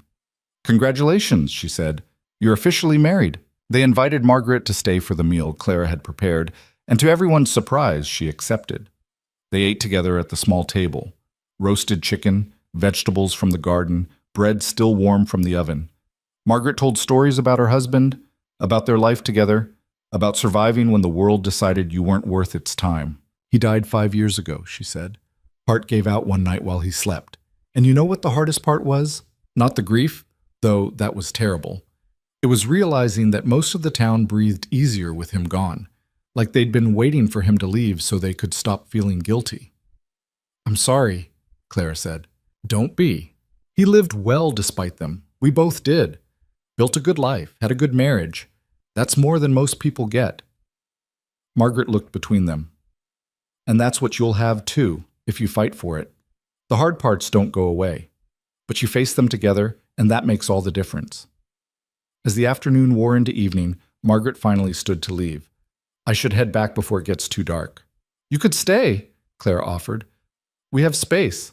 I appreciate it, but I've got the shop to open tomorrow. Besides, you two should have your first night as a married couple to yourselves." She winked, which made Rowan look uncomfortable and Clara laugh. They walked her to the edge of the clearing. Before she started down the trail, Margaret turned back. "One more thing. There's talk in town about starting a community council. Something to address grievances, handle conflicts before they get out of hand. Sheriff Dalton's pushing for it, and I've agreed to be on it." She looked at Rowan. "I'd like you to consider joining too." Rowan stared at her. "You're joking." "I'm not. Your voice matters. Your experience matters. And maybe if you're part of the process, others will start seeing you as part of the community again, instead of the outsider they can blame." "They'd never accept me." "Some wouldn't, but some would. And that's a start." Margaret didn't push, just let it sit. "Think about it. Offers open." She disappeared down the trail, leaving them standing in the gathering dusk. "A council," Rowan said. "She wants me on a council. Would you do it?" "I don't know. Maybe. Feels like inviting more trouble. Or maybe it's a way to stop running from it." Rowan looked at her. You think I should do it? I think you should do whatever feels right. But yeah, I think it might be good, might help people see you differently. I'm tired of caring what people think. I know, but this wouldn't be about them. It'd be about you. About choosing to be part of something instead of apart from it. He was quiet for a long moment, then nodded slowly. I'll think about it. They went inside where the fire had burned low and the house felt warm and safe. Clara changed out of her wedding dress carefully, hanging it up with more care than it probably deserved. When she emerged, Rowan had poured 2 glasses of whiskey. To us, he said, handing her one. To us, Clara echoed. They drank, the liquor burning smooth and warm. Then Rowan set down his glass and pulled Clara close. I need to tell you something else, he said. Something I should have said earlier but couldn't find the words. More confessions? More honesty. He took a breath. You asked me once why I put that advertisement in the paper. And I told you it was because the silence was eating me alive. But that wasn't the whole truth. Clara waited. The truth is, I was disappearing. Bit by bit, day by day, I was becoming less of a person and more of a ghost. I'd go weeks without speaking out loud, weeks without seeing another human, and I could feel myself forgetting how to be human, how to care about anything beyond basic survival. His hands tightened on her shoulders. That advertisement was a lifeline I threw out into the void, not knowing if anyone would grab it, not really believing anyone would. And then you wrote back. And your letters, they reminded me what it felt like to be seen, to be known, to matter to someone. Rowan, I'm not finished. You saved my life, Clara. Not in some dramatic, immediate way. But slowly, letter by letter, day by day, you pulled me back from the edge. And I need you to know that. Need you to understand that whatever happens from here, you've already given me more than I ever thought I'd have again. Clara felt tears streaming down her face. You saved mine too. You just didn't know it. How? I was so tired of being small, of making myself invisible to survive, of accepting whatever scraps the world threw my way and being grateful for them.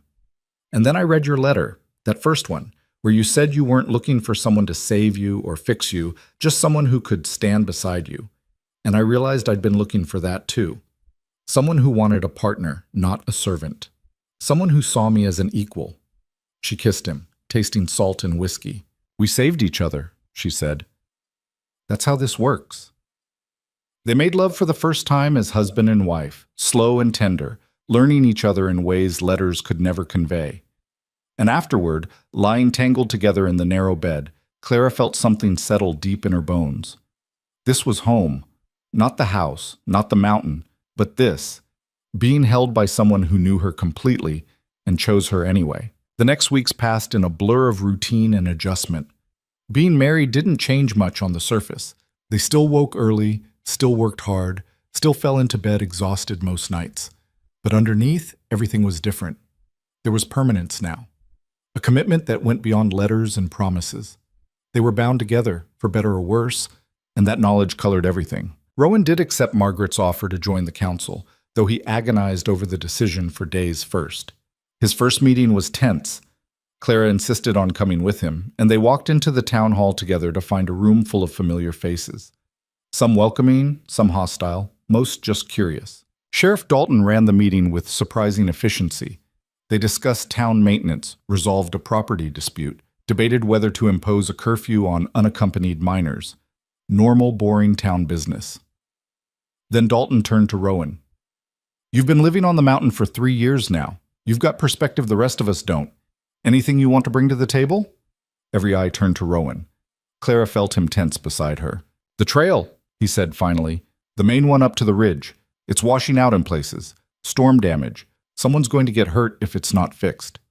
That trail hasn't been maintained in years, one of the council members said. Hardly anyone uses it. I use it. Clara uses it. And hunters use it during season. Just because you don't see it doesn't mean it's not important. There was a brief silence. Then Margaret spoke up. Rowan's right. We should organize a work party. Fix it before winter really sets in. To Clara's surprise, several people nodded agreement. They voted, and the motion passed. A small thing, but Rowan looked stunned. They listened, he said as they walked home later. They actually listened. Of course they did. You made sense. That's never mattered before. Maybe things are changing. Maybe. The work party happened the following week. A dozen men and women showed up with tools and materials, and they spent a full day clearing debris, reinforcing weak spots, making the trail safe again.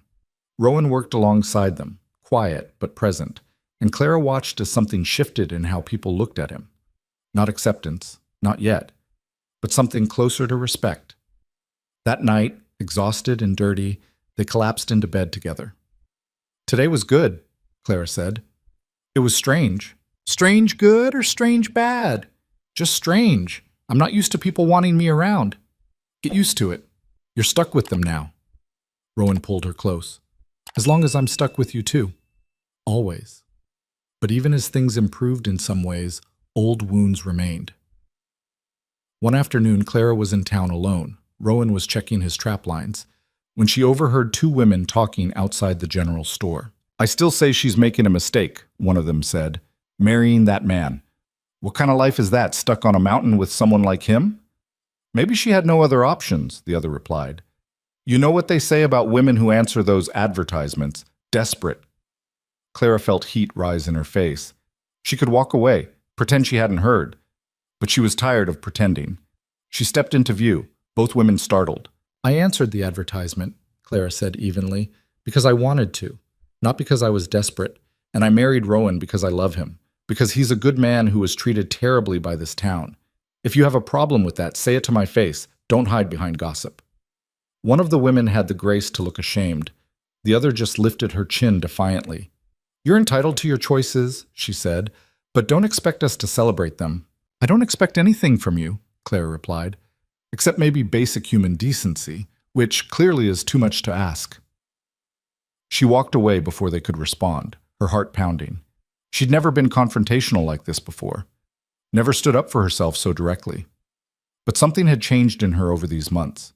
She'd found her spine. When she told Rowan about it later, he looked worried.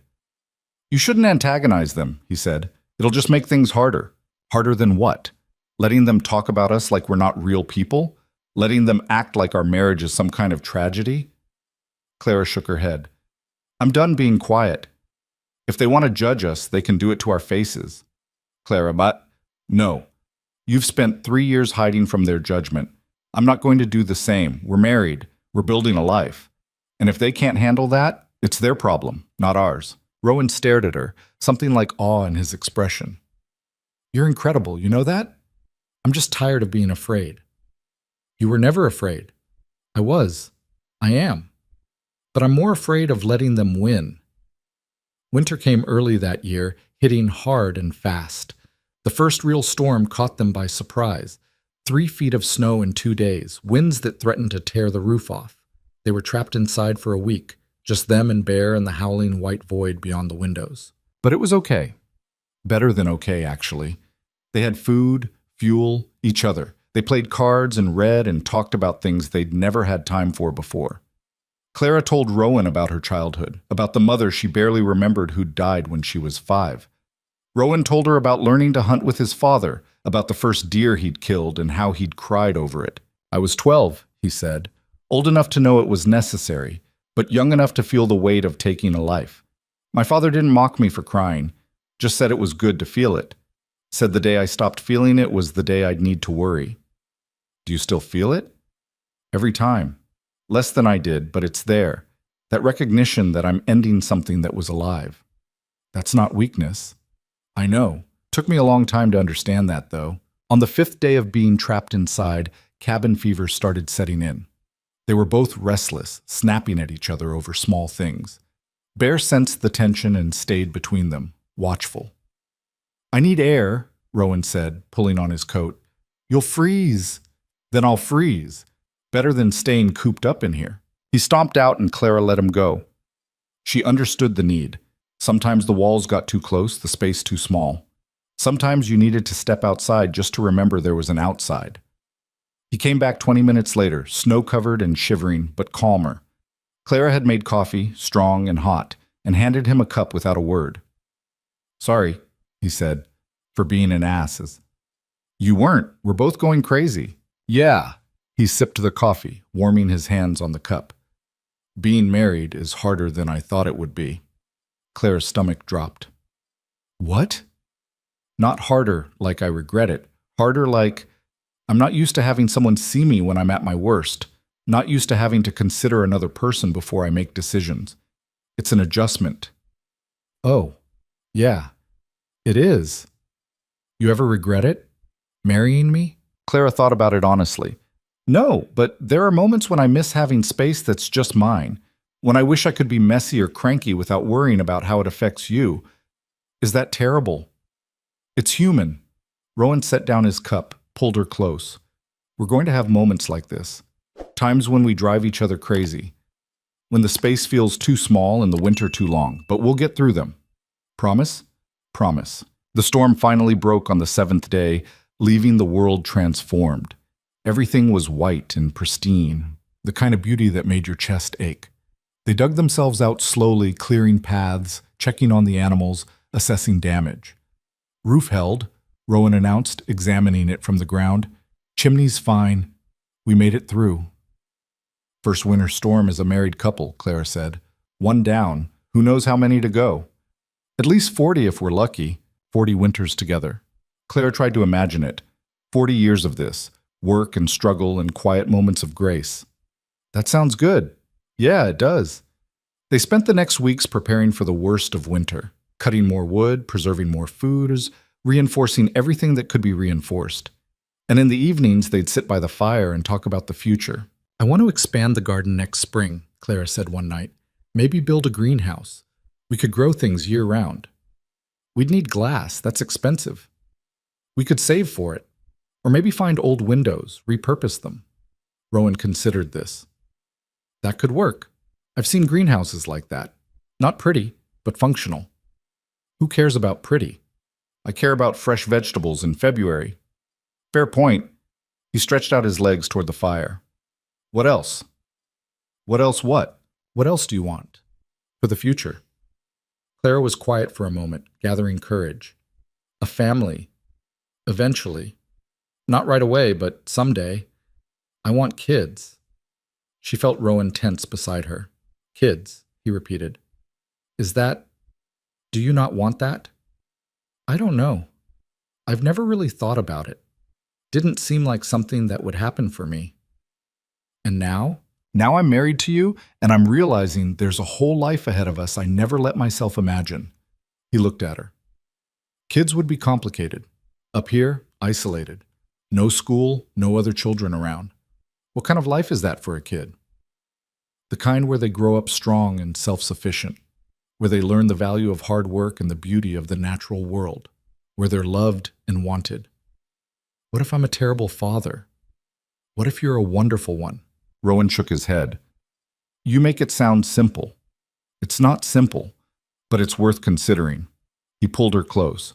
Okay, I'll consider it, but not tonight. Tonight I just want to sit here with you and pretend the world is exactly this small. Deal. They sat in comfortable silence, watching the fire burn low. Outside, the wind picked up again, promising more snow. But inside, they were warm. They were safe. They were together. And for now, that was everything they needed. Spring arrived slowly that year, teasing them with warm days that would vanish overnight into freezing rain. Clara stood at the window one morning in late March, watching ice drip from the eaves, and realized something that made her heart skip. She was late. 2 weeks now, maybe 3. She'd been so caught up in surviving winter, in the daily routines of keeping warm and fed, that she hadn't noticed until now. Behind her, Rowan was stoking the fire, muttering about the inconsistent weather. Bear stretched out on his bed, yawning wide enough to show all his teeth. I need to go to town, Clara said. Rowan looked up. Now? Trail's probably a mess with all this melting. Soon. Today, if possible. Something in her tone made him pause. What's wrong? Nothing's wrong. I need to see Margaret at the fabric shop. Margaret?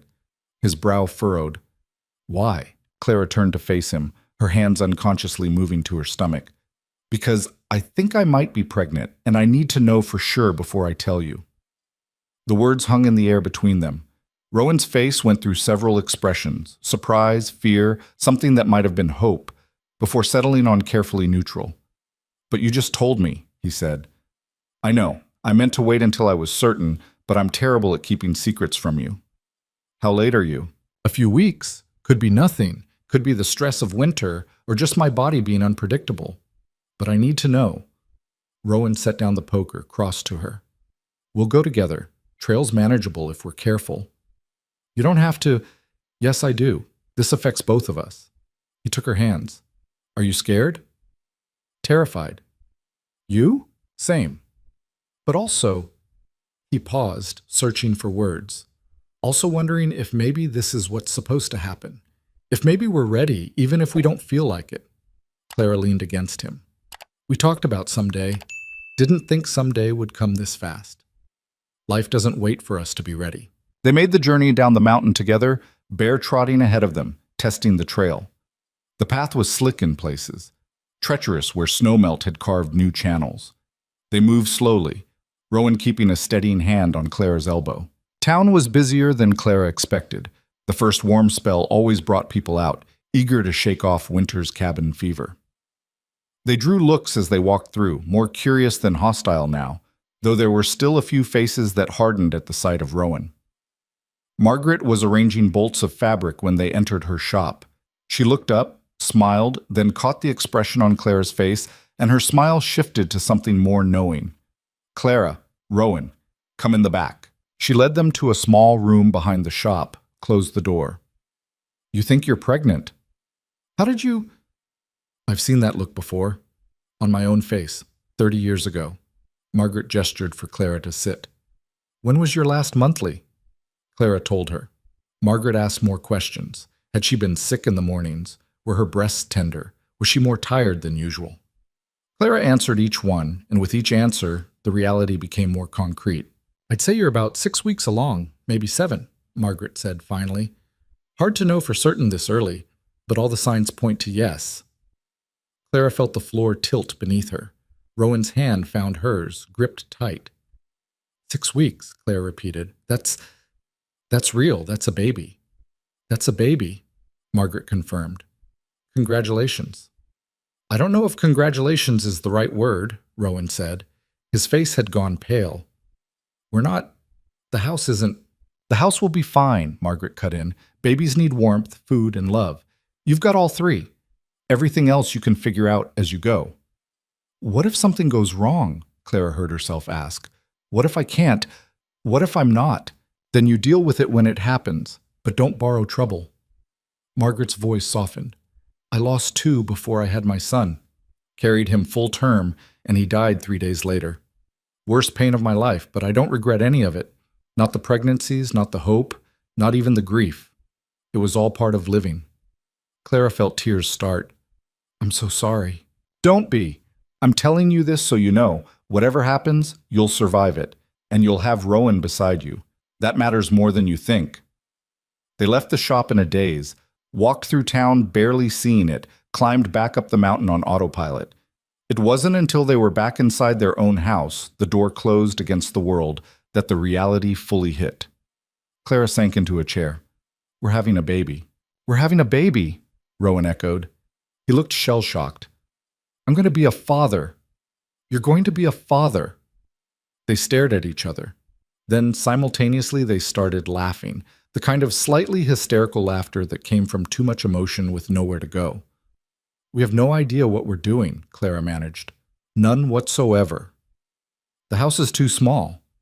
Way too small. We don't have a cradle or clothes or anything a baby needs. We have 7 months to figure it out." Rowan pulled her up, held her close. "We'll figure it out." Clara buried her face in his chest. "What if I'm a terrible mother?" "You won't be. You don't know that. I know you. I know you're strong and stubborn, and you don't give up on things. That's what matters." "What if you're a terrible father? Then the kid'll grow up knowing how to survive, at least." He pulled back to look at her. "We're going to mess this up, Clara. Both of us. We're going to make mistakes and second-guess ourselves and probably damage this kid in ways we can't even imagine yet. But we're also going to love them, and that's got to count for something. It counts for everything." They stood like that, holding each other as the afternoon light shifted across the floor. Bear watched them from his bed, head tilted like he knew something had changed but couldn't quite figure out what. The next months were a blur of preparation and panic. Rowan threw himself into building, a cradle first carved from pine with surprising delicacy. Then an addition to the house, a small room that could be closed off for the baby. He worked from dawn until dark, driving himself with an intensity that worried Clara. "You need to rest," she told him one evening, watching him sand the cradle for what had to be the 100th time. "It's not smooth enough. Baby's skin is delicate. The baby's not even born yet. You have time. What if I don't finish before—" "You will. Rowan, look at me."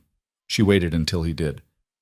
"You're trying to build your way out of being scared, but it's not working. You're still scared, just more exhausted." He set down the sandpaper. "I don't know how to do this, Clara. How to be responsible for a whole other person. How to keep them safe up here. The same way you keep me safe. The same way you keep yourself safe. One day at a time. What if that's not enough? Then we adapt. We learn. We ask for help when we need it." Clara moved closer, placed his hand on her stomach where a small bump had started to show. "Feel that? That's our kid. Already here, already real, and they're going to need you. Not perfect, just present."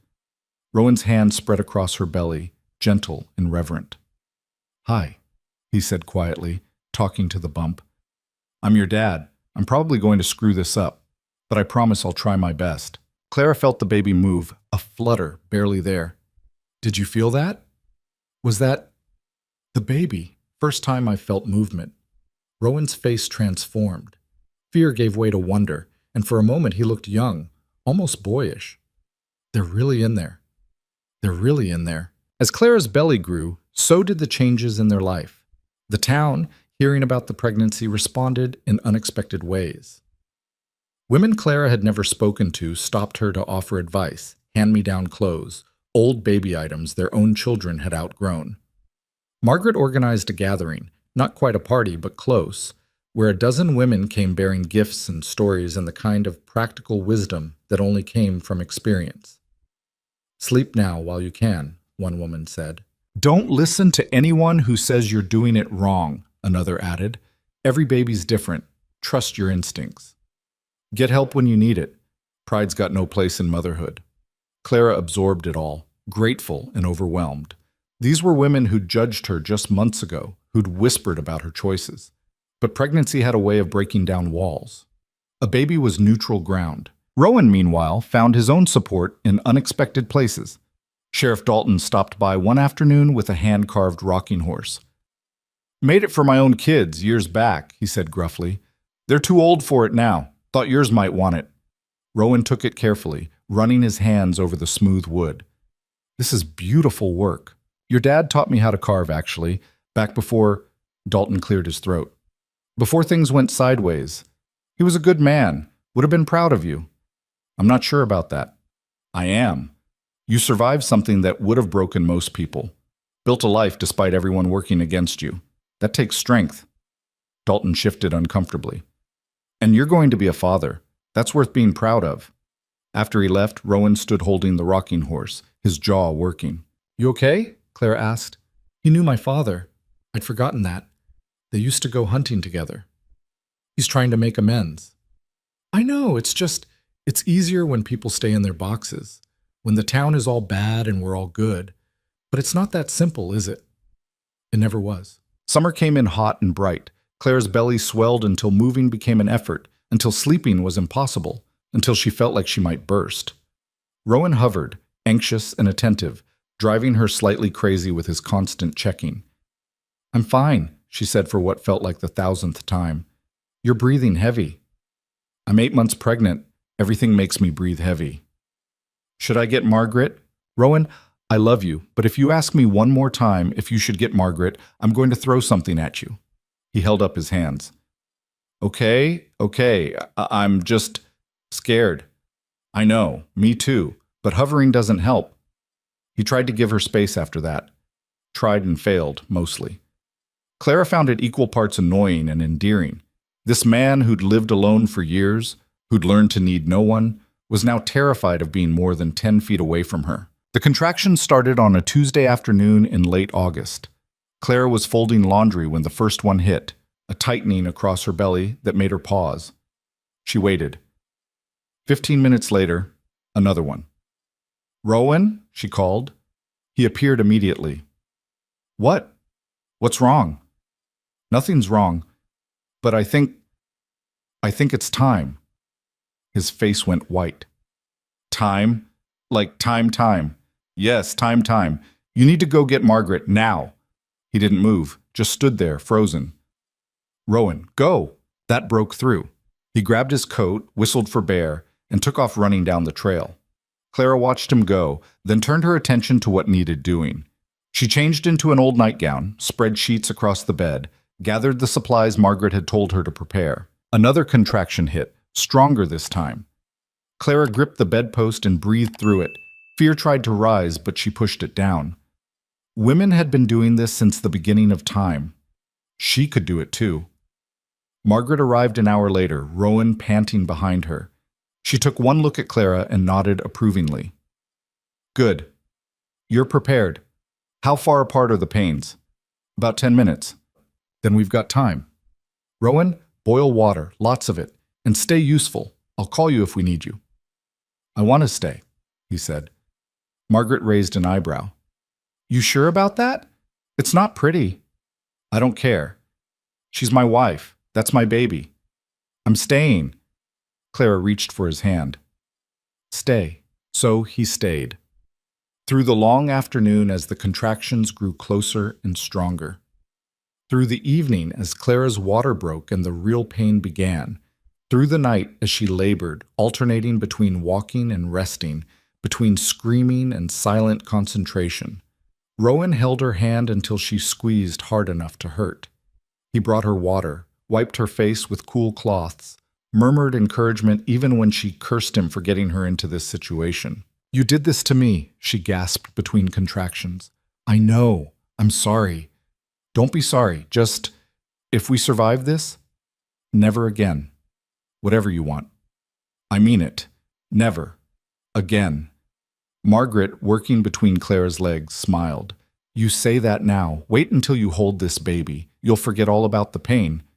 "I won't forget," Clara insisted.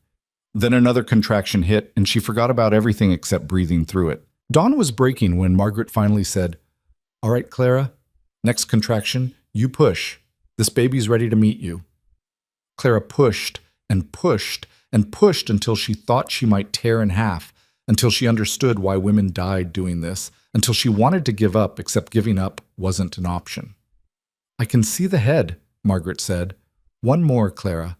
One more big push."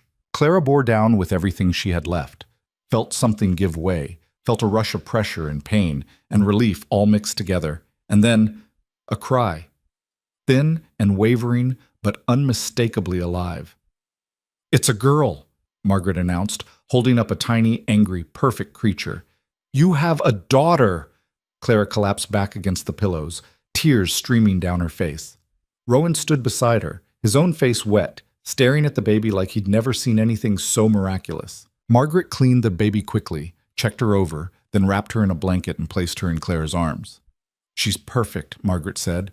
"All 10 fingers, all 10 toes, good strong lungs. Congratulations." Clara looked down at her daughter, red-faced and squalling, with a shock of dark hair and eyes that would probably be brown like Rowan's. She was the most beautiful thing Clara had ever seen. "Hi, baby," Clara whispered. "We're your parents. We have no idea what we're doing, but we love you so much." The baby's crying quieted at her voice. Those unfocused eyes seemed to search for the source of the sound. Rowan reached out tentatively, touched one tiny fist. The baby's fingers wrapped around his, gripping with surprising strength. "She knows you," Clara said. "She's perfect," Rowan breathed. "She's absolutely perfect." They named her Emma, after Clara's mother. Emma Grace Hale. It had a good sound to it, solid and strong. The first days were a blur of exhaustion and wonder. Emma slept, woke to eat, cried, and slept again. Clara fed her, changed her, held her, and tried to sleep whenever the baby slept. Rowan hovered, anxious and helpful in turns, learning how to swaddle and burp and soothe. Margaret stayed for 3 days, teaching them everything she could, how to tell different cries apart. how to check if the baby was too hot or too cold, when to worry, and when to trust that everything was normal. "You're doing fine," she assured them on the third day as she prepared to leave. "Better than fine. This baby's lucky to have you." After she left, it was just the three of them. The house felt different now, fuller, louder, more alive. Bear had taken to sleeping under Emma's cradle, appointed himself her guardian. Whenever she cried, he'd look at Clara and Rowan like they'd better fix this problem immediately. "Our dog's judging our parenting," Rowan observed one night. "He's not wrong to. We're making this up as we go." "All parents do, I think." Clara looked down at Emma, asleep in her arms. "She's so small, so fragile." "She's stronger than you think. Look at her parents. She's got stubborn bred into her bones." "Poor kid." "Lucky kid." The town's response to Emma's birth was unexpected. People stopped by with gifts, blankets, clothes, toys carved from wood. The same people who'd shunned Rowan brought offerings for his daughter. Clara didn't know what to make of it. "Babies are safe," Margaret explained when Clara asked. "They haven't done anything to judge yet. People can express kindness to a baby without feeling like they're betraying their position on you and Rowan. That's depressing. That's human nature. Take the gifts. Let people be kind in whatever way they can manage. It's a start." So Clara took the gifts and thanked the givers and tried not to think too hard about the contradictions. Emma was fed and warm and loved. That was what mattered. When Emma was 3 weeks old, Rowan surprised Clara by suggesting they take her to town. "Are you sure?" Clara asked. "No, but I think we should do it anyway. Show her off. Let people see she's real and healthy and ours." "You want to show her off? Is that weird?" Clara smiled. "It's wonderful. But are you ready for the attention? I'm ready to stop hiding. Ready to be part of the world again, for her sake if not mine." He looked at Emma, asleep in her cradle. "I don't want her growing up thinking she has to hide. Don't want her to be ashamed of who her father is." "She won't be. How could she be? You're the best man I know." "You're biased." "Completely." Doesn't make it less true. They made the trip the following Saturday. Clara carried Emma in a sling Margaret had given her, the baby tucked warm and safe against her chest. Rowan walked beside them, Bear at his heels. The town square was busy with the weekend market. People stopped and stared as they approached, conversations dying mid-sentence. Clara felt Rowan tense beside her, but he kept walking, head up, refusing to shrink. Margaret saw them first and hurried over. "Let me see her." Clara adjusted the sling so Margaret could peek at Emma's face. The baby was awake, looking around with that unfocused newborn gaze. "She's beautiful," Margaret said loudly enough for others to hear. "Absolutely beautiful, and growing so fast." Other women gathered, drawn by the universal appeal of a new baby. They cooed and asked questions and offered advice. Clara answered patiently, aware of Rowan standing slightly apart, watching. Then Sheriff Dalton approached with an older woman Clara didn't recognize. "Mrs. Hale," he said formally, "this is my wife, Dorothy. She wanted to meet your daughter." Dorothy Dalton looked kind but nervous. "We heard you had a girl. I brought something." She held out a small package wrapped in cloth. "It's not much, just a blanket I knitted." Clara took it, surprised. "Thank you. That's very kind." "She's beautiful," Dorothy said, peering at Emma. Then she looked at Rowan. "She has your eyes." Rowan nodded, seeming unsure how to respond.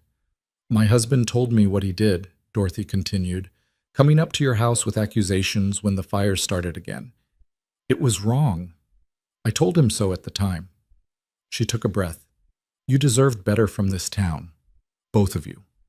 And I'm sorry it took a baby being born for some of us to remember that." The square had gone quiet. People were listening, watching. Rowan's voice came out rough. "I appreciate that. We'd like to do better, if you'll let us."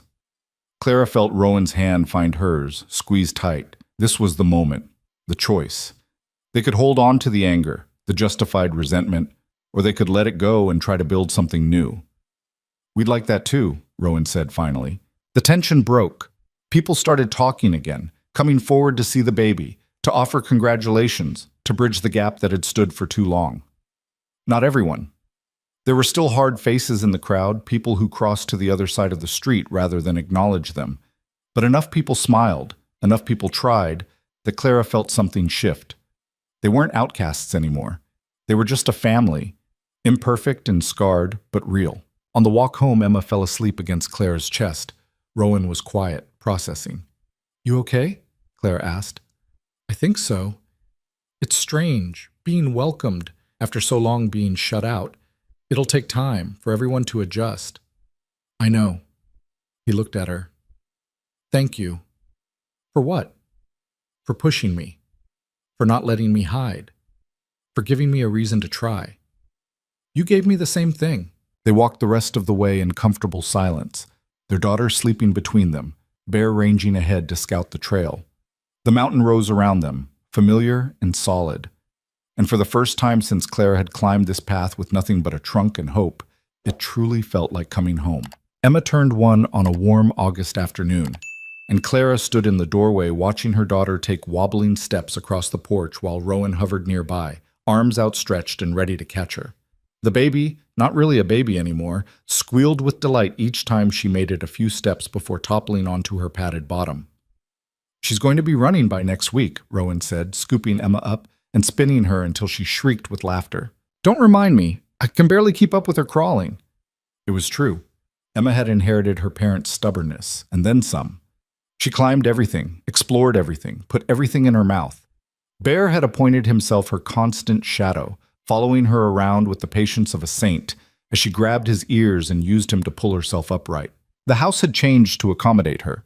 The addition Rowan built was now Emma's room, painted soft yellow with wildflowers Clara had stenciled on the walls. Toys littered every surface. Some store-bought from their increasingly frequent trips to town, others carved by Rowan's hands during long winter evenings. The place looked lived in now, loved in, full of the beautiful chaos that came with a child. "Margaret's coming up tomorrow with the birthday cake," Clara said, joining Rowan on the porch. "And she's bringing Dorothy Dalton and a few others. I hope that's okay." Rowan settled Emma on his hip. "It's good.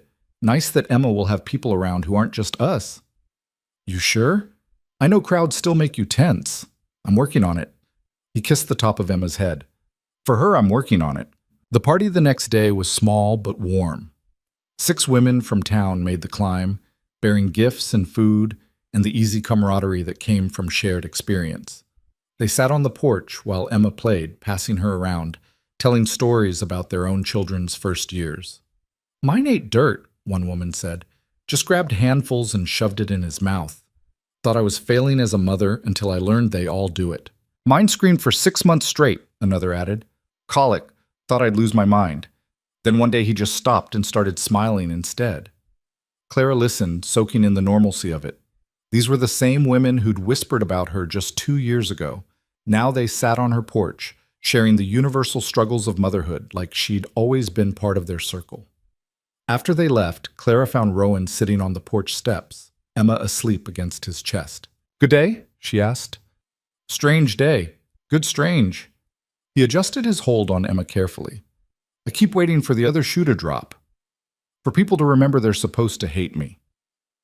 Maybe they're tired of hating. Maybe Emma gave them permission to stop. That's a lot of weight to put on a 1-year-old. She doesn't carry it, we do, but she made it possible." Clara sat beside him. "Do you ever think about leaving, going somewhere new where nobody knows what happened?" Rowan was quiet for a long moment. "I used to. Every day for the first year after the fire. I'd imagine packing up, heading west, starting over where my name didn't mean anything." He looked out at the mountain, the familiar trees and ridges. "But then I realized running away would mean they won, would mean I let them drive me out of the only home I've ever known, and I was too stubborn for that. And now I've got you and Emma. Now this mountain isn't a prison, it's home. And the town, it's not forgiveness exactly what they're offering. It's more like collective amnesia. They're choosing to forget the parts that make them uncomfortable. Does that bother you? Sometimes. But I'm choosing to forget some parts too. The worst of the anger, the deepest cuts. Maybe that's how we all move forward, by deciding what we don't need to carry anymore." Clara leaned her head against his shoulder. "When did you get so wise?" "When I married a woman who wouldn't let me wallow." They sat like that as the sun set, painting the sky in shades of orange and pink.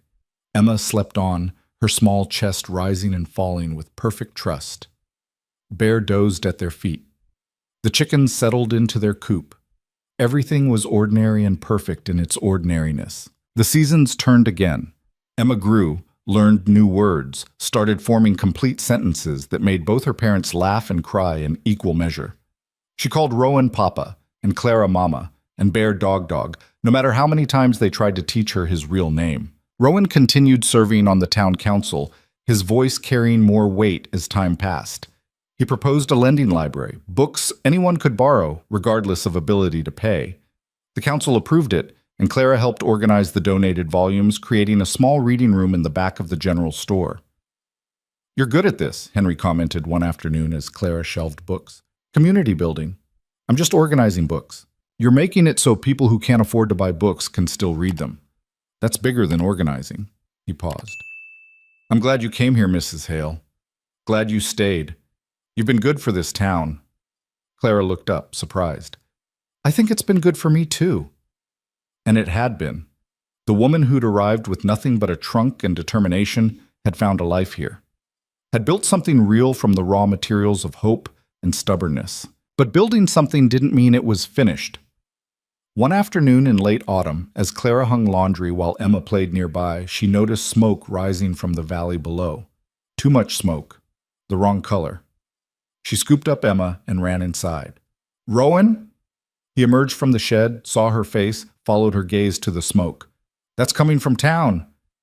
We need to go. People might need help. Clara, it could be dangerous." "Then we'll be careful, but we're going." They made the trip down faster than Clara thought possible with a toddler on her hip. The closer they got, the more apparent the scope of the fire became. It was the old mill, the skeletal building that had been abandoned for years, now fully engulfed in flames. Half the town had gathered, forming bucket brigades from the creek. Clara passed Emma to Margaret and joined the line, passing buckets until her arms screamed. Rowan was at the front, closest to the fire, his face streaked with soot. It took hours to bring the blaze under control.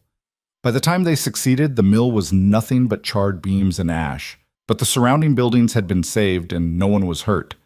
Clara found Rowan sitting on the ground, coughing, his clothes singed. She dropped beside him. "You okay?" "Yeah, just need to catch my breath." He looked at the ruins. "All that for a building nobody's used in 10 years. Sheriff Dalton approached, equally exhausted. "Rowan, I need to ask, where were you when this started?" The question hung in the air. Clara felt her spine stiffen, ready to defend, to fight. But Rowan just looked at Dalton steadily. "I was at my house. Clara and Emma can both confirm it. We saw the smoke and came down together." "That's what I thought. Just had to ask. People talk, you know." "People always talk." "Yeah, but this time they're saying you're the one who saved the baker's shop. Saw you on the roof with a bucket when the wind shifted. Said if you hadn't acted fast, we'd have lost half the street." Rowan blinked. "I just did what needed doing." "I know, and people noticed." Dalton offered his hand. "Thank you." Rowan shook it, looking dazed. Around them, other townspeople were starting to approach, offering thanks, clapping him on the shoulder. The man they'd blamed for fire 3 years ago had just fought one to save their town. The irony wasn't lost on anyone. Later, walking home in the dark with Emma asleep in Clara's arms, Rowan was quiet. "You thinking about the first fire?" Clara asked. "Hard not to. Standing there fighting flames, knowing people were watching and probably wondering if I'd started it." He shook his head. "But then they thanked me. Looked me in the eye and thanked me. You earned it." "Did I?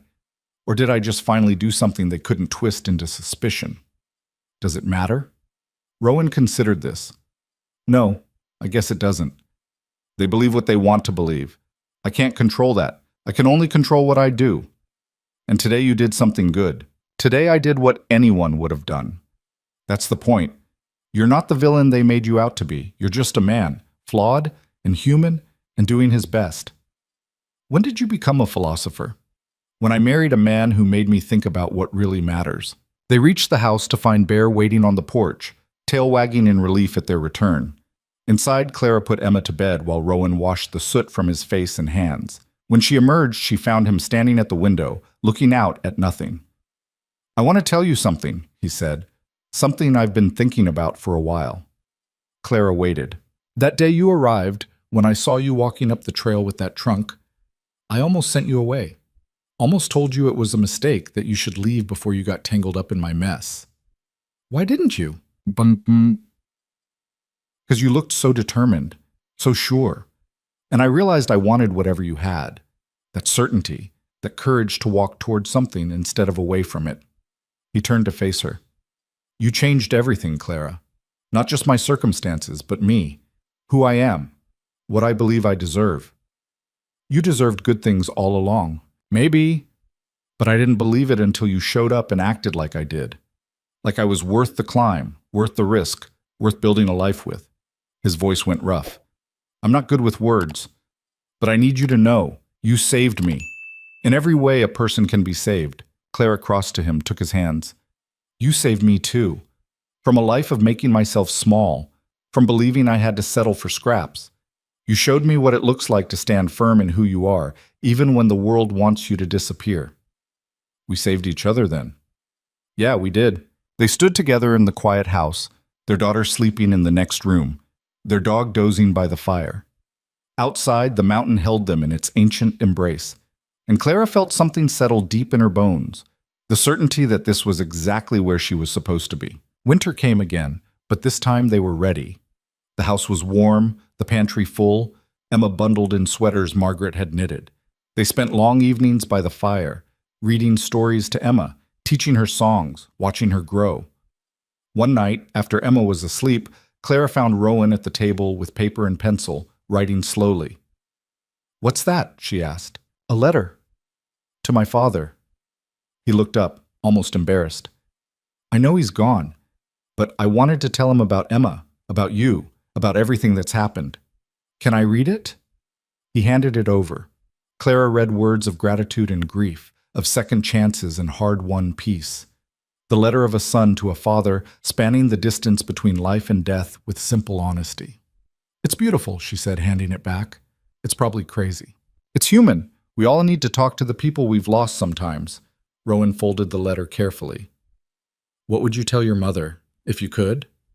Clara thought about the woman she barely remembered, gone when Clara was too young to form lasting memories. I'd tell her I made it, that I found a good life, a good man, a good daughter, that I'm not invisible anymore. She'd be proud of you.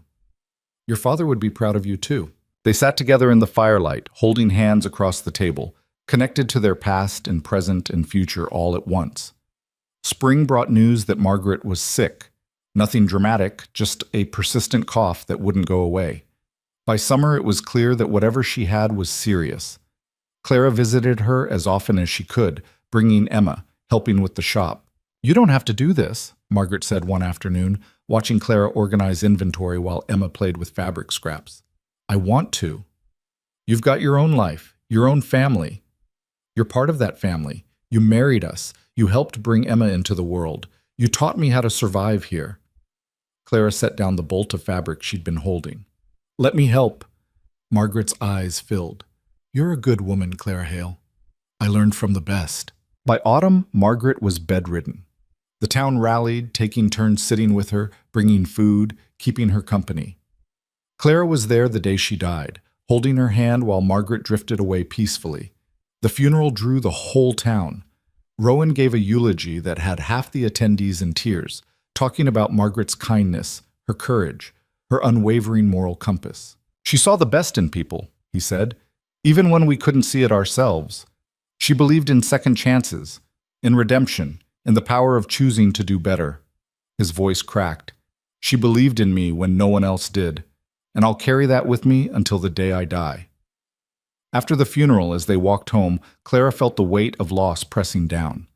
Margaret had been her first real friend here, her guide, her proof that good people still existed. She lived well, Rowan said quietly. That's what matters. Not how long, but how well. I'm going to miss her. Me too. They climbed the mountain in silence, Emma sleeping against Rowan's shoulder. At home, they tucked her into bed and stood together watching her sleep. I've been thinking, Rowan said, about the shop. Margaret's shop? Her nephew's supposed to inherit it, but he lives 3 territories over, doesn't want to run it. Told the sheriff he's planning to sell everything and close it down. That's a shame. It's the only fabric shop for miles. What if we bought it? Clara turned to stare at him. What?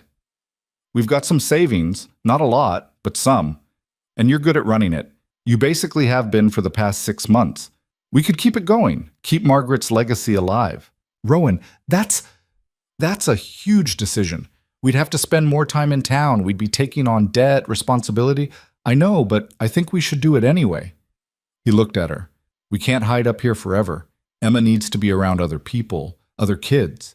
And the town, it's not perfect, but it's trying. Maybe we should try too. Clara thought about it, about leaving the safety of the mountain, about integrating more fully into the community that had once rejected them. It was terrifying. It was also right. Okay, she said, let's do it. They bought the shop with a loan from the bank and reopened it a month later. Clara ran it 4 days a week while Rowan watched Emma and maintained their property. The other 3 days, they stayed on the mountain, keeping their roots deep in the place that had sheltered them. It was a balance, sometimes precarious. There were days when Clara missed the simplicity of their isolated life. Days when Rowan struggled with being around so many people. But there were also good days. Days when Emma played with other children while Clara worked. Days when Rowan came to help and found himself in conversation with someone who'd once crossed the street to avoid him. The town changed around them, slowly but surely. A new family moved in, young couple with 2 kids, escaping some tragedy of their own. Clara watched the town's response, saw echoes of how they'd treated her and Rowan. She made a point of welcoming them, of offering friendship without questions. Pay it forward, she told Rowan. That's what Margaret would have wanted. Emma turned 5, then 6. She was wild and bright and fearless, climbing trees on the mountain and charming customers in the shop with equal ease. She had Rowan's eyes and Clara's stubborn streak and her own fierce spirit that belonged to no one but herself. One evening, sitting on the porch while Emma chased fireflies with Bear, Clara said, "Do you ever think about how different things could have been?" "How so?" "If I hadn't answered that advertisement, if you hadn't written those letters, if either of us had given up." Rowan pulled her close. "I think about it sometimes. Think about how close I came to not putting that ad in the paper, how I almost threw it away a dozen times." "What stopped you?" "Hope, I guess. Or maybe desperation disguised as hope. The idea that somewhere out there, someone might understand what it meant to choose a hard path and walk it anyway. And you found me. And I found you, or you found me. Either way, we found each other." Emma ran up to them, breathless and glowing. "Mama, Papa, look!" She opened her hands to reveal a firefly, its light pulsing soft and steady. "I caught the light." "So you did, baby," Clara said. "Now let it go so it can go home." Emma released the firefly, watching it spiral up into the darkening sky. "Will it come back?" "Maybe. If it wants to. If it remembers this is a good place to be." The firefly disappeared into the gathering dark, and Emma settled between her parents, content. Bear laid his head on Clara's feet. The mountain breathed around them, ancient and patient. "Tell me a story," Emma demanded, "about when you and Papa met." Clara and Rowan exchanged glances. They'd told her pieces over the years, carefully edited for a child's ears. But maybe it was time for more of the truth. "Your Papa lived on this mountain all alone," Clara began, "and I lived far away in a big city. We were both lonely, both looking for something we couldn't quite name. So your Papa put an advertisement in a newspaper." "What's an advertisement?" "It's a message asking for something. He asked if anyone wanted to come live on a mountain with him, and I saw it and said yes." "Why?" "Because sometimes you just know. You read something or meet someone and you feel it right here." Clara touched Emma's chest over her heart. "You feel like maybe this is what you've been looking for." "And was it?" "It was better than what I was looking for, because I found your Papa, and then we found you, and now we have this whole life we built together." Emma considered this seriously. "Was it hard?" Rowan answered, his voice gentle. "Very hard. Some people didn't want us to be together. Some people were mean. But we kept going anyway because we knew what we had was worth fighting for. And now? Now those people mostly leave us alone. Some of them even became friends. Not all of them, but enough." "What about the mean ones?" Clara smoothed Emma's hair. "They're still there. But we don't let them decide what our life looks like. We decide that, you understand?" Emma nodded slowly. Like how Tommy Brenner says girls can't climb trees, but I climb them anyway? Exactly like that. They sat together as the stars emerged one by one. Emma's questions gradually slowed, her breathing evening out as sleep crept in. Rowan carried her inside to bed while Clara stayed on the porch, looking out at the town lights twinkling in the valley below. This life hadn't been what she'd imagined when she'd answered that advertisement. It was harder in some ways, simpler in others. It was built on honesty and stubbornness, and the daily choice to keep choosing each other. Rowan returned, settled beside her. She's out. She had a lot of questions tonight. She's getting older, noticing more. He took Clara's hand. What do we tell her when she's old enough to understand all of it? The fire, the accusations, everything? The truth. That her father was accused of something he didn't do. That people believed the worst because it was easier than believing the best. That it took years to rebuild, and some things never fully healed. That's a heavy truth for a kid. Maybe, but it's real. And we'll also tell her that despite all that, we built something good. That we didn't let other people's cruelty make us cruel. That we chose love over bitterness. Rowan was quiet for a long moment. You think we did the right thing? Staying here instead of starting over somewhere new? I think we did the brave thing. Running would have been easier, but this... Clara gestured at the house, the mountain, the town below. This is ours. We earned every inch of it, and Emma's growing up knowing she belongs here. Knowing her roots go deep. That matters. Yeah, it does. Years passed. The rhythm of their life became routine. Mountain days and town days, quiet evenings and busy mornings. The slow accumulation of ordinary moments that made up a life. Emma grew into a confident young girl who was equally at home in the wilderness and the town, who climbed trees and sold fabric with equal enthusiasm. The shop thrived under Clara's management. She expanded the inventory, added sewing classes, created a space where women gathered to work and talk and support each other. It became more than a business. It became a community hub, a place where connections formed and strengthened. Rowan found his own path forward. He kept his seat on the council, using his voice to advocate for the marginalized and forgotten. He taught woodworking to boys from town, passing on his father's skills. He was still quiet, still preferred the mountain to crowds, but he'd learned to exist in both worlds. And slowly, imperceptibly, Rowan Hale stopped being the man falsely accused of arson and became simply Rowan Hale, husband, father, craftsman, neighbor.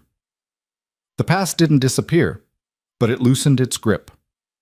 One day, nearly 8 years after Clara had first climbed that mountain, she and Rowan stood together at the ridge where they'd gotten married. Emma was at a friend's house in town. They had the mountain to themselves, just like old times. You ever regret it? Rowan asked. All of this? Clara didn't have to think. Not once. Not even on the hardest days. You? Only that it took me so long to put that advertisement in the paper. Could have found you years earlier. We found each other exactly when we were supposed to. Any earlier, and we might not have been ready. Maybe. He pulled her close, and they stood looking out over the valley as the sun began to set. Thank you. For what? For choosing me. For staying when you could have left. For building this life with me even when it was hard. For Emma. For everything. Clara turned in his arms to face him. Thank you for writing those letters. For being honest about who you were. For letting me in even when every instinct probably told you to keep the walls up. For being the kind of man worth climbing a mountain for. They kissed there on the ridge, the same spot where Margaret had pronounced them husband and wife all those years ago. The mountain held them steady, witness to their beginning and their continuation. Because that was the thing about love, Clara had learned. It wasn't about grand gestures or perfect moments. It was about showing up day after day and choosing each other despite the difficulty. It was about building something real from flawed materials. Two broken people finding wholeness together. The sun dipped below the horizon, painting the sky in shades of fire. They started the walk home together, hands linked, comfortable in the silence. Ahead, the house waited. Their house, full of Emma's laughter and Bear's loyalty and years of accumulated memories. It wasn't the life Clara had imagined when she'd boarded that stagecoach with nothing but hope and determination. It was better. Harder and messier and more real than any fantasy. It was theirs. And that, Clara thought as they reached the porch and stepped inside to the warmth and light, was worth more than all the easy paths she'd never taken. Worth every hard climb, every judgment weathered, every moment of doubt overcome. This was what it meant to be fully alive. To choose love over fear, to build something lasting in a world that told you it was impossible. To walk toward someone instead of away. To stay when staying was the hardest thing. To believe that people could change, that communities could heal, that second chances were real if you were brave enough to claim them. Clara had walked up a mountain to marry a stranger. She'd found a husband, a home, a daughter, a life. But more than that, she'd found herself. The woman she'd always been underneath the fear and self-protection. Strong, stubborn, unafraid to love completely. And standing in the house they'd built together, listening to Bear's contented snoring and smelling Rowan's coffee brewing for tomorrow morning, Clara understood something fundamental. Home wasn't a place. It was this. It was them. It was the choice to keep choosing each other day after day, year after year, through storms and sunshine, isolation and community, fear and hope. It was imperfect and beautiful and entirely, completely theirs. And that was enough. More than enough. It was everything.